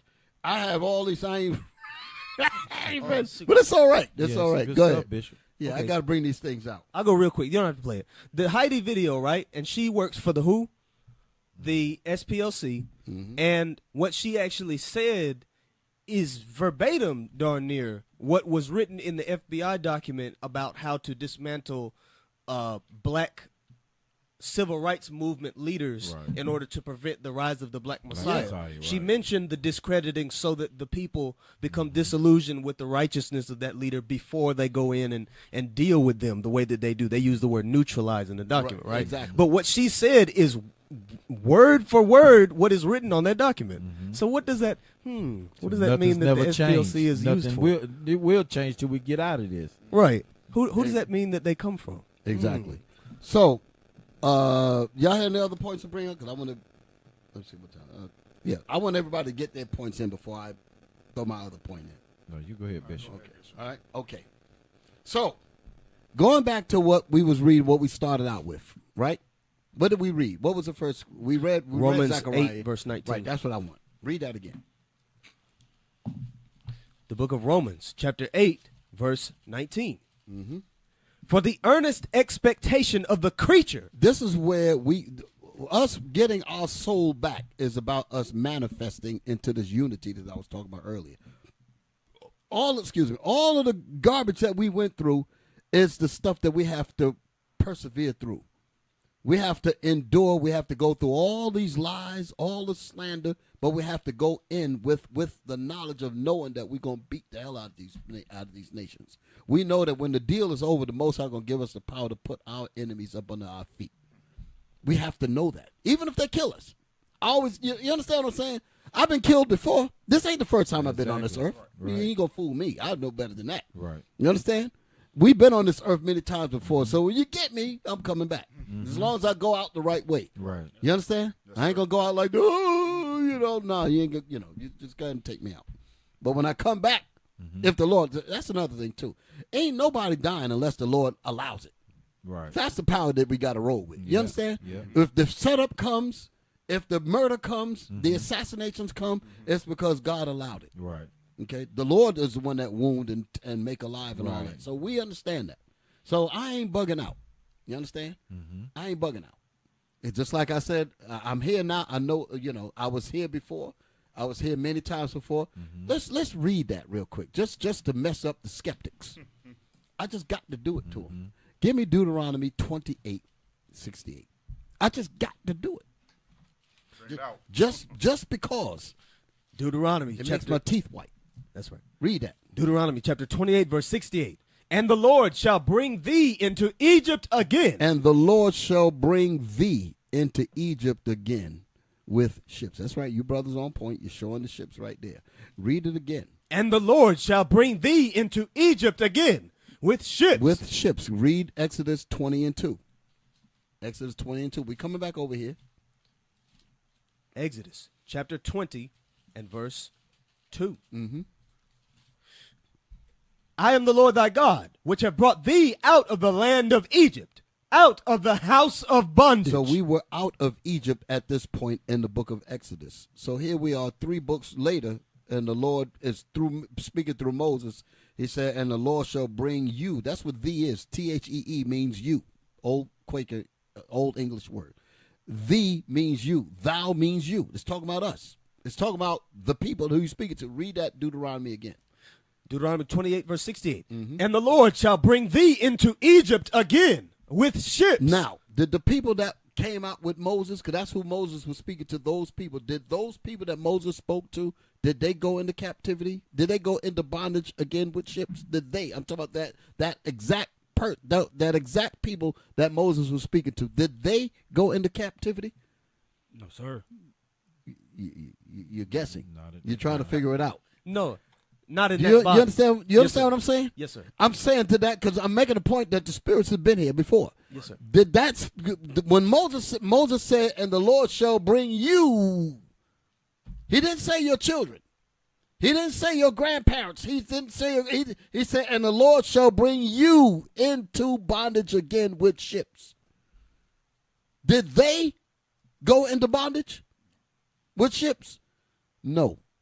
Not their physical bodies, but when them spirits came back in the 3rd and the 4th generation, over generations, then they went into captivity, which meant that Moses was speaking to the spirit of those people. You get it? Not the body. He was speaking to the spirit of those people. That's why he said to Jeremiah, give me that 17:4. Jeremiah, watch this. Jeremiah 17:4. Jeremiah chapter 17, verse 4. Listen now. And thou, even thyself, shalt discontinue from thine heritage that I gave thee. Stop. Did Jeremiah actually discontinue from his heritage? No, sir. No. He died knowing he was Israel. Read it again. And thou. And you, not your children, not your pappies, not your mamas. And thou, you, Jeremiah. Even thyself. Even your spirit. That's what he's saying. Even you, your spirit. Shalt discontinue from thine heritage. You shall discontinue from your heritage, but not in this particular body. When you come back generations later, you're not going to remember who you are. Read on. That I gave thee. That I gave thee. Go ahead. And I will cause thee to serve thine enemies in the land which thou knowest not. What land was this talking about? Because Babylon and areas over, they knew about those lands. What land is the Lord speaking to and telling Jeremiah, you're going to be brought on slave ships to this land that we did not know about? Mm-hmm. So we were back then. That's the point. So if we were back then and we're here now, we're going to be in the future. Right. Mm-hmm. That's the point. Exodus 34:7. I got you. I was already holding it. Exodus chapter 34, verse 7. Keeping mercy for thousands, forgiving iniquity and transgression and sin, and that by no means will by no means clear the guilty. Come on. Visiting the iniquity of the fathers. Visiting the sins of the fathers. Go ahead. Visiting the iniquity of the fathers upon the children and upon the children's children unto the 3rd and to the 4th generation. To the 3rd and the 4th generation. So in other words, that's when we come back. Okay, give me St. John chapter 9, verse 1. St. John chapter 9, verse 1. John chapter 9, verse 1. And Jesus passed by. And Jesus, sweet Jesus. Go ahead. And as Jesus passed by, he saw a man. I'm making mockery of these Christians. That's where I said sweet Jesus, because Jesus ain't going to be sweet at all when he come back. Right. He chopping heads. He said he coming on that daggone horse with that 10-foot sword, basically. And when he go whoosh, there's going to be like 30 heads getting sliced off all the way. Hey, show that thing. It's going to be like 30 heads getting switched off at once. Heads going to be flying everywhere. That's like Sleepy Hollow. I love Sleepy Hollow. I love hear that sound of that shit. The horse is coming. Yeah. Whip. Come on, man. Read. And as Jesus passed by, he saw a man which was blind from his birth. Hold it. Jesus now. When they talking about regeneration ain't in the Bible? Here's a man that was born from his birth. He was born blind. Come on, read. And his disciples asked him. And his disciples, what did the disciples? Asked him. Hold it. I think the deacons went over that about the disciples last week, about them being disciplined students of Christ. They got their apostles and they got their, the disciples. These are people that learned under the master, learned under Christ. Read that. And his what? And his disciples. And Christ's disciples, meaning the people that Christ taught. Go ahead. Asked him, saying, Master, who did sin? Wait a minute now. If he's the teacher, why would the students talk to the teacher and ask him a question that he did not previously explain to them? Right. In other words, Christ had taught them that people pay for their sins through being born with certain conditions. So they were asking, is this one of those cases? Let's read that again. And his disciples asked him, saying, Master, who did sin? Who did the sin, Jesus, our teacher? Tell us who did it. Go ahead. This man? Did this man sin? Now, wait a minute. How in the world would they say to the teacher, did this man sin, if Christ never taught them that? Why would they ask that question if Christ never taught them that? Did this man sin? Listen. Or his parents. Or his parents. That he was born blind. That he was born blind? How could you be born blind paying for a sin if you wasn't here? Right. Mm-hmm. You get it? Mm-hmm. Regeneration. Yep. You can only commit sin. You can't sin in the heavens. You sin here on earth. You got to be in a body to sin.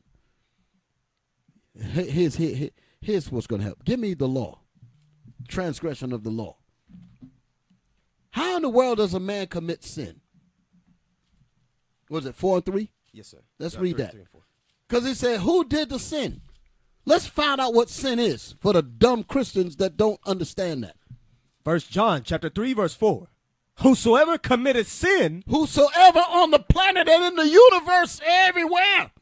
Whosoever commits sin. Transgresseth also the law. Where the hell are the laws at? In the Bible. The laws are in the Bible, and the laws pertain to us as people to tell us how to live. So when you break those laws, you commit sin. You can't commit sin in space. You can't commit sin in the spirit world.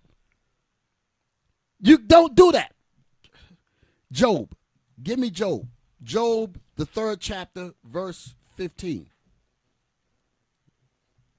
Job 3:15 or 14, one of them. Job 3, about the spirit world. Give me the 11th verse first. Job chapter 3, verse 11. Why died I not from the womb? Job was catching hell, and he said, listen, man, I might as well have been dead because I'm catching hell. This is when Job was going through his afflictions. Go ahead.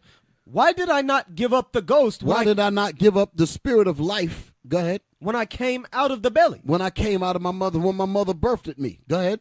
Why did the knees prevent me? Why did the knees allow me to be born? Go ahead. Or why the breasts that I should suck? Why did my mother feed me? Go ahead. For now should I have lain For now, still. if I had not got fed, if the knees didn't prevent me, if I didn't ever come out, where would I have been? Read that again. For what? For now should I have lain still. For now should I have lain still. Why is he saying I would have lain still? Because he would have been in the spirit world. That's what he's explaining. That's why he said that to Jeremiah 1 and 5. You somebody else give me that real quick. You stay there. Jeremiah 1 and 5. This is what it means. Okay? The book of Jeremiah, chapter 1 and verse 5. Read. Before I formed thee in the belly. Before I formed you, you existed. Before I put you in your mother's stomach, before I put you in the womb, I knew you because you existed. This is what he said to Jeremiah. I knew you because you existed before I put you in the uterus of your mama. You existed. That's the point. So this is what he said. So Jeremiah was in the spirit world, and the Lord is saying, I knew you in the spirit world, and before you was even conceived, I got things set up for you, but I knew you in the spirit world. This is what Job is making reference to. Read that in Job again. Job chapter 3, verse 11. Why died I not from the womb? Why did I not give up the ghost when I came out of the belly? Why did I not give up the spirit of life? Go ahead. Why did the knees prevent me? Read. Or why the breast that I should suck? For now should I have lain still and been quiet. If I would have been out there with the Most High, I would have been quiet. My point is you don't commit sin out there. That's what I'm reading. Go ahead. I should have slept. Then had I been at rest. Then I have been at rest. So that's where you are when you're out there until the Most High call your spirit up to be judged. Like in Revelation 20, so you can understand. That's where that comes in at. When they open the books on what you did in your last life. And then because you did this and you did that, your punishment is blindness. Your punishment is you're going to be born without hands. Your punishment is you're going to be born without eyes. You're going to be born with your back all twisted up. That's the judgment. And that's what they were asking Christ. Is this one of those cases? That's what they meant. That's how that goes. That's some heavy stuff, Bishop. Yeah. That's what it's saying. So my point is we've been here. We've been here. That's how Moses was able to say, when you go into captivity with ships, you were the ones. Read that in John. John chapter 9, verse, jump to where we left off. Yeah. Verse Read that 3. again, the whole thing. Yes, sir. John chapter 9, verse 1. And as Jesus passed by, he saw a man which was blind from his birth, and his disciples asked him, saying, Master, who did sin, this man or his parents, that he was born blind? That he was born blind. Let's see how Christ answered. Did Christ say, what are you talking about? Ain't nobody been here before to commit sin. You're out of your mind, disciples, even though I taught you. You crazy as hell. No, Christ did not respond to them that way because they were asking Christ something that Christ had taught them. That's the point. They were asking questions about what he had previously taught them. This is crystal clear. Did this man sin that he was born blind? How is it that people don't understand what we just read there? The part, when it said, or his parents, that throw people off. But the point is still there. Did this man sin that he was born blind? Right. That just kills it. Right. How in the world could you sin when you ain't? Go back to that Job. We didn't finish that about the spirit world. If you was never here, you can only commit this on earth. You can only commit this on earth. Go ahead. I'll see a message here. Go ahead. Thank God for this Job chapter 3, verse 13. For now should I have lain still and been quiet. I should have slept. Then had I been at rest. Then had I been at rest. Come on. With kings and counselors of the earth, which built desolate places for themselves. Meaning all kinds of people are out there. Read. Or with princes that had gold, who filled their houses with silver. He would have been like these people. Go ahead, out there in the spirit world doing nothing but sleeping. Read. Come or on. as an hidden, untimely birth. I would have been. He's explaining that he was born, that he was, what they call it, stillborn. I would have been as a what? Hidden, untimely birth. Untimely birth, meaning stillborn. Go ahead. I had not been. I had not been alive. Go ahead. As infants which never saw light. So I would have been as an infant that never saw light, meaning that I never was born into this earth. So when he was never born into this earth, where is he at in the spirit world? Give me the verse where it says the wicked cease from troubling and all that. What verse is that in? That's in that same chapter. 17. Read. Verse 17. There the wicked cease from troubling. Go ahead. And there the weary be at rest. The weary be at rest. My point is there's no sin out there. That's my point. There's no sin out there. You got to be on earth to commit sin. You dig it? You got to be here. So when Moses said that you will go into captivity again with ships, that means we were on the earth committing sins that we paid for later. Right. That's the point. That's the point. They can't read this in church at all. Can you imagine Never the heard kind of of in church. Can you imagine Never. the kind of dope needle of Christianity that they would have to inject in everybody's skulls to keep them from reading and understanding what we just read here? That's heavy. They can't read this. If they read this and get to understand that Christianity is done. Yeah, it's over. It's over.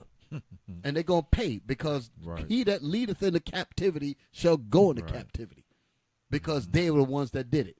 Isaiah 14:21, prepare slaughter for his children for the crimes that their fathers did, because they were their fathers doing it to us.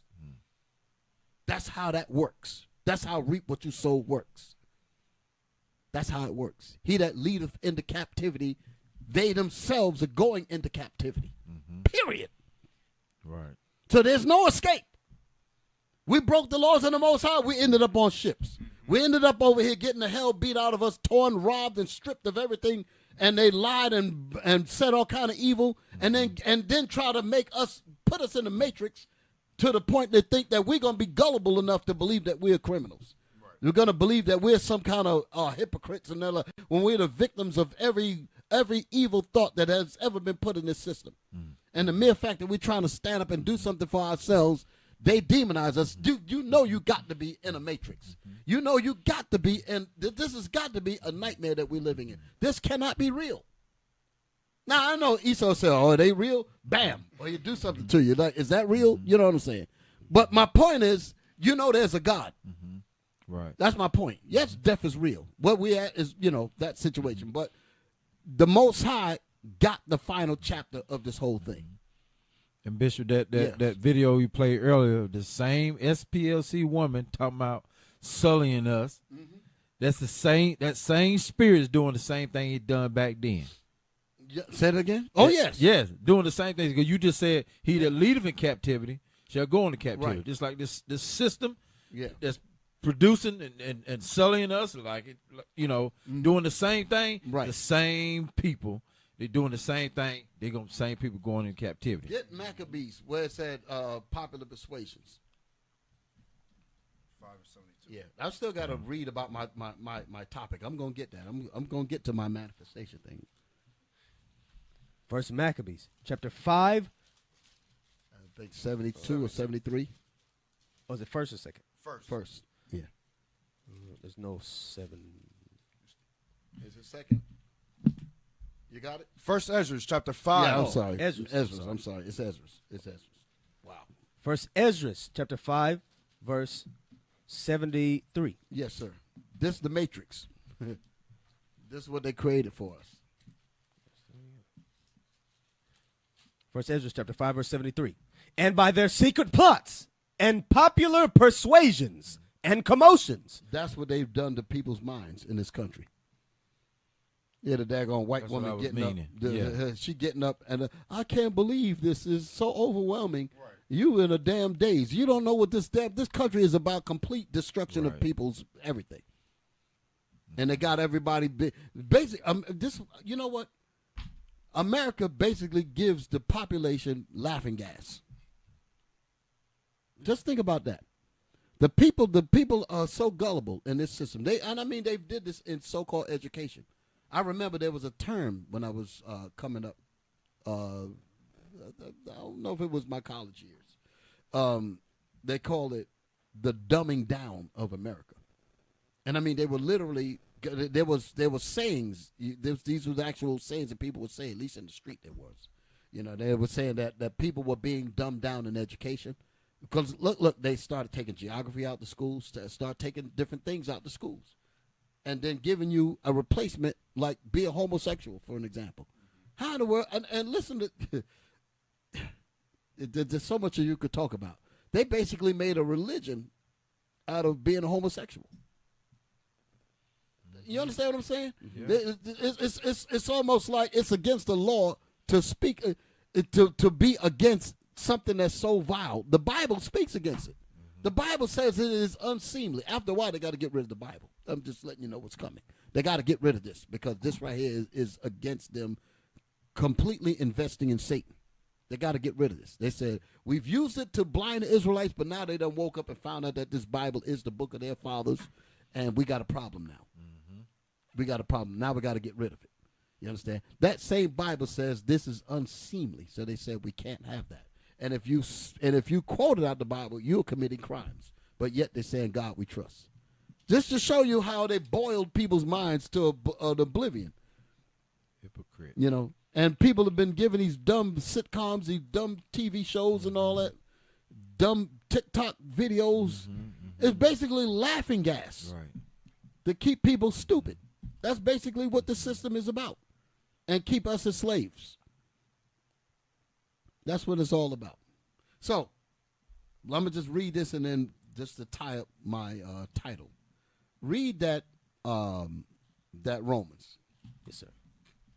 To show you what we have to endure through all of this, brothers and sisters. We got to get through this. We got to get through this thing. Romans chapter 8, verse 19. For the earnest expectation of the creature waiteth for the manifestation of the sons of God. Hold it. For the earnest expectation of the creature. Jump to verse 22. Verse 22. Let's find out what the creature is that I want to bring out. Read.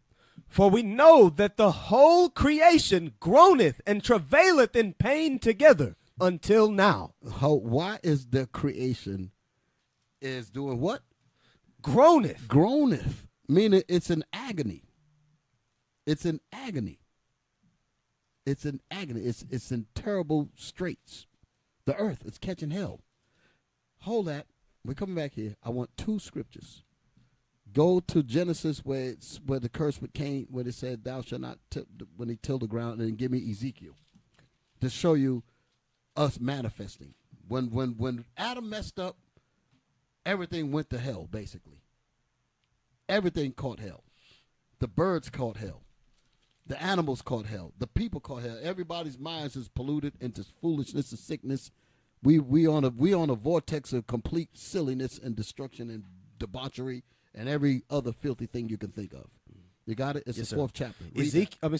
Genesis chapter 4, verse 11. Read that. For now art thou cursed from the earth. Go ahead. Which hath opened her mouth to receive thy brother's blood from thy hand. Now this is talking about in the garden. Go ahead. When thou tillest the ground. When thou tillest the earth. It shall not henceforth yield unto thee her strength. Because the Most High is not going to allow the earth to really yield her strength to this beast. Because the wrong rulers are on it. The earth is not going to give the earth is not going to give her increase to a fool, basically. Because we're not ruling. Understand what I'm saying? The earth is waiting to say, listen, will the right people stand on me so that I can yield forth the greatness?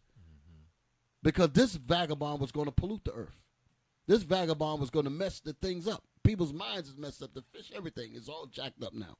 So the earth is not going to yield her increase to this vermin, to Cain. It's full potential. It's not going to do it at all. So I wanted to read that. Now give me Ezekiel. So now the earth has been in a curse since then, all the way up to when we get the kingdom back. Ezekiel 36, I think it is. Ezekiel 36. I tell you the verse. It's the verse that says how he's going to bless us. Let me see. 14. No. 30, verse 30. Oh, yes, sir. Ezekiel chapter 36, verse 30. Now, when we get back in our land, this is what's going to happen. Read. And I will multiply the fruit of the tree. Meaning us. Come on. No, of the literal land. Read it. And I will multiply the fruit of the tree. Go ahead. And the increase of the field. Go ahead. That ye shall receive no more reproach of famine among the heathen. Go ahead. This is about the land. Go ahead. Then shall ye remember your own evil ways and your doings that were not good, and shall loathe yourselves in your own sight for your iniquities and for your abominations. Right. Go ahead. Not for your sakes do I this, saith the Lord God. Be it known unto you. Be ashamed and confounded for your own ways, O house of Israel. Thus saith the Lord God. In the day that I shall have cleansed you from all your iniquities, I will cause you to dwell in the cities, and the wastes shall be builded, and the desolate land shall be tilled. And the what? And the desolate land shall be tilled. Go ahead. Whereas it lay desolate in the sight of all that passed by. So that goes with Genesis. So now the Most High is going to allow that land to be brought. Now it's going to yield forth her increase when we are put back on it to do it the right way. That's why I wanted to read this here. You get it? Yes, sir. You get it? Yes, you get what I'm saying? Yes, sir. So go back to Rome. Go ahead. You want the next verse? Yes, come on. And they shall say, this land which was desolate is become like the Garden of Eden. Boom. That's the proof that what we read in Genesis connects with this here. Now go back to what we was reading. Romans chapter 8, verse 19. For the earnest expectation of the creature waiteth for the manifestation of the sons of God. So that it can be tilled and blossom and yield to us her increase. That's why it says that in Ezekiel, it says, for her branches will be stretched out, for it is the Israelites who are for to come. That's in that same chapter. I forgot what verse it's in, but it's in that same Ezekiel 36. It says, for ye shall shoot forth your branches when the real Israelites come back home. You want to look for that verse real quick? Yes, sir. Look for that real quick. With time running. But I'm reading this because I'm saying for us, the true spirit of God's unity is going to work when we really evolve to this level of righteousness. But we have to work at it. We have to work at it. 36 and 8 also. Yes, that's it. Read that. Thank Ezekiel chapter 36, verse 8. But ye, O mountains of Israel. The same. He's still talking about the land. Go ahead. Ye shall shoot forth your branches and yield your fruit to my people of Israel. The real Israelites, when we go back home. Go ahead. For they are at hand to come. Because we are going home. And when we go home, we ain't never coming back to this filthiness no more. And I thank God for that. Praises. That's what I wanted to get to. I wanted to mention those things. So, I'll let me just read these definitions. Put up the Zenith. And we're going to show some of them videos of us, when we was in Oakland. Okay, this is what we have. This is where we have to evolve to. We have to keep on working. Read that like him. Zenith. So when I made the point, when I said, let me just quote the title again. I said, God's unity at the apex. I looked up apex already, right? The tip-top point, like the pinnacle of our manifestation. And it's about us manifesting, That's what we was reading in Romans 8 and 19. For the manifestation or the maturation of the nation of Israel. We got to mature into being real men. We have to mature into being the gods of the Most High. That, like he said, ye are gods. We are the powers of this earth. That's what Israel means. We have to evolve to that. We have to continue to endeavor to get there.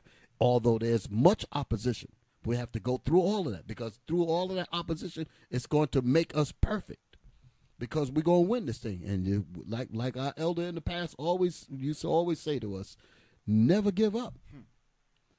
He said that. He said, no matter how hard it gets, do not give up, because there's nothing out there but death. Okay, read that. Zenith, noun, 1. The time at which something is most powerful or successful. That's going to be us. At the time when we are the most powerful and successful, they ain't going to be able to do a damn thing with us. When the most, this going to be like, he's the one, like the Matrix. Right. He's the one. Once he realized who he was like deflecting bullets and all that. Like he was laughing at it. He had known it. That's where we going to be at. That movie was heavy, but that's where we going to go. So, in closing, God's unity is going to be experienced at the apex, at the tip top of our manifestation. And we have a long way to keep stepping. Each time we do it, we get better and better and better. And we're maturing, we're manifesting into what God meant for us to be. Although all the nations have worked together collectively to strip us of all of that, the Lord is bringing it right back to us. And everybody going to pay for what they did to this nation. That's right. The hell with Gaza. You better pay attention to what's happening with the Israelites. Right. That's what's coming. Mm-hmm. Y'all all right? Yes, sir. All right. Y'all got any closing remarks, brothers? Get them Oakland videos ready. Yes. I ain't got nothing, Bishop. Okay, sir. Okay. I went all over the place. Had all these scriptures. It was all right. But we went over some scriptures, right? We got some good stuff out. Hope brothers and sisters learned a lot from what we brought out. We say happy Sabbath to my brothers and sisters, because the Sabbath is just about it. Hit the button. Stop this prophecy! The prophecy is that the two kingdoms shall become one. They shall join together in the last days. What you're seeing is a lot of leaders. We all knew this time would come. In the Northern Kingdom tribes rising up. A time to raise our banners and take back what's rightfully yours. Us returning back to the greatness that the Lord has allotted for us. For too long, we've been at the bottom. What you're seeing is a lied to, consistency. You have a momentum that's moving living in forward. trash. there's not so much time. Addicted to drugs. We've kind of taken. But this time, it's different. Yo, stop. What the hell's going on in there? Why?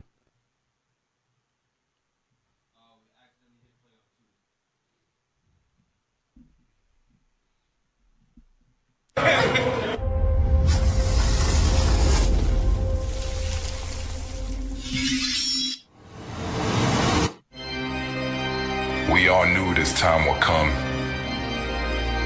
A time to raise our banners and take back what's rightfully ours.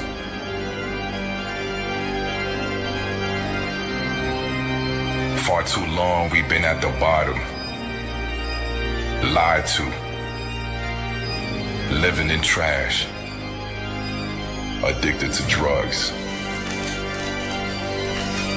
But this time is different. If you don't look at the camera, bro, an army. Be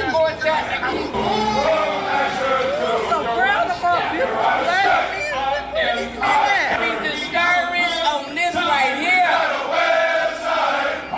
Yes. This is what we need. We need these brothers and sisters to wake up. Deep. Yeah, deep. We are the light in the darkness, the voice for the voiceless, the strength in weakness. We are the Israelites. Don't even know what we've been through. Came with the cutters for demons, ain't talking no ginsu. Little the cuts ain't no pencil. Scripts ain't a magazine, but it don't fix up an issue. Lately a lot on my mental. Living forever a must is essential. When the Lord come in, the world gonna tremble. Burning in flames and then go by the missiles. Ay, shine in the darkness for heaven's sake. And we ain't stopping till we see in heaven gates. Watching us rise, we gon' elevate. Spirit knock them off his feet, watch them levitate. Friday night raw with some heavyweights. United we stand, ain't no Emirates. Sons of the living, you know you can't. Sons of the living, you know you can't replicate. Woo! All praise to the Most High, brothers and sisters. We had to get that right, man. Man, that's the way to finish, Bishop. I gotta say this, Bishop. I didn't know y'all was picking them boots up, putting them down too. Right. Good God Almighty. Yeah, we got to do it, bro. Shucks, man, I think that's one of my favorite ones. We got to do it right. Man, did it pound? Yeah. Woo! All praise to the Bishop Lord. was in sync. Good God Almighty. Yes, sir. Yeah, Oh, praise. Hey, remember, we used to do that. Oh, man. You know, we still got a little step. Oh, you yeah, know, no doubt. You know, it No started doubt. with us. So I believe that. I know. It's good to see that. Shoot. That's very inspiring right there. All right. All praise. Come on, brothers. What y'all got? Yes, sir. I'm just sitting here. I'm just loving what I saw. I All love it. praise to the Lord, man. Beautiful, beautiful. So we're gonna continue to manifest, brothers and sisters. Yes, so sir. let us continue to endeavor. Let us continue to endeavor, and continue to pray. We got to read our chapters, our 4 chapters a day. We got to do that. We got to endure. We got to persevere because the trials are coming. Okay, and we got to fast often, study, pray, and apply. We got to do these things, right? So, brothers and sisters, this is about us manifesting into the unifying force that the Lord is trying to bring back to us. So let us remember that, okay? Happy Sabbath, my brothers and sisters. We say shalom. We give all praise to the Most High and His Son, Jesus Christ, for allowing us to be able to bring the word of God to you. So we say shalom, brothers. What you got? Come on. Let's close it up. Go ahead and close it out. Don't neglect to give alms. Donate to IUIC Gastonia at iuic.gastonia.nc at israelunite.org. And also the Booster Club at iuic.fundraising at israelunite.org. Subscribe also to the Bible Book of Our Fathers YouTube channel at Bible Book of Our Fathers. Use also that QR code to rate our broadcast. Give us some feedback. And also make sure that you like, share, and subscribe to the channel. And tune in every Friday at 6 p.m. Eastern Standard Time for the Bible Book of Our Fathers radio show. Okay. Well, with that, brothers and sisters, we say shalom. Happy Sabbath to you, brothers Shalom, and sisters. Israel. Stay in the spirit. Stay in the spirit. Happy Sabbath. Most High Shalom, Christ shalom, bless. shalom. Most High Christ bless. Shalom. Most High Christ bless.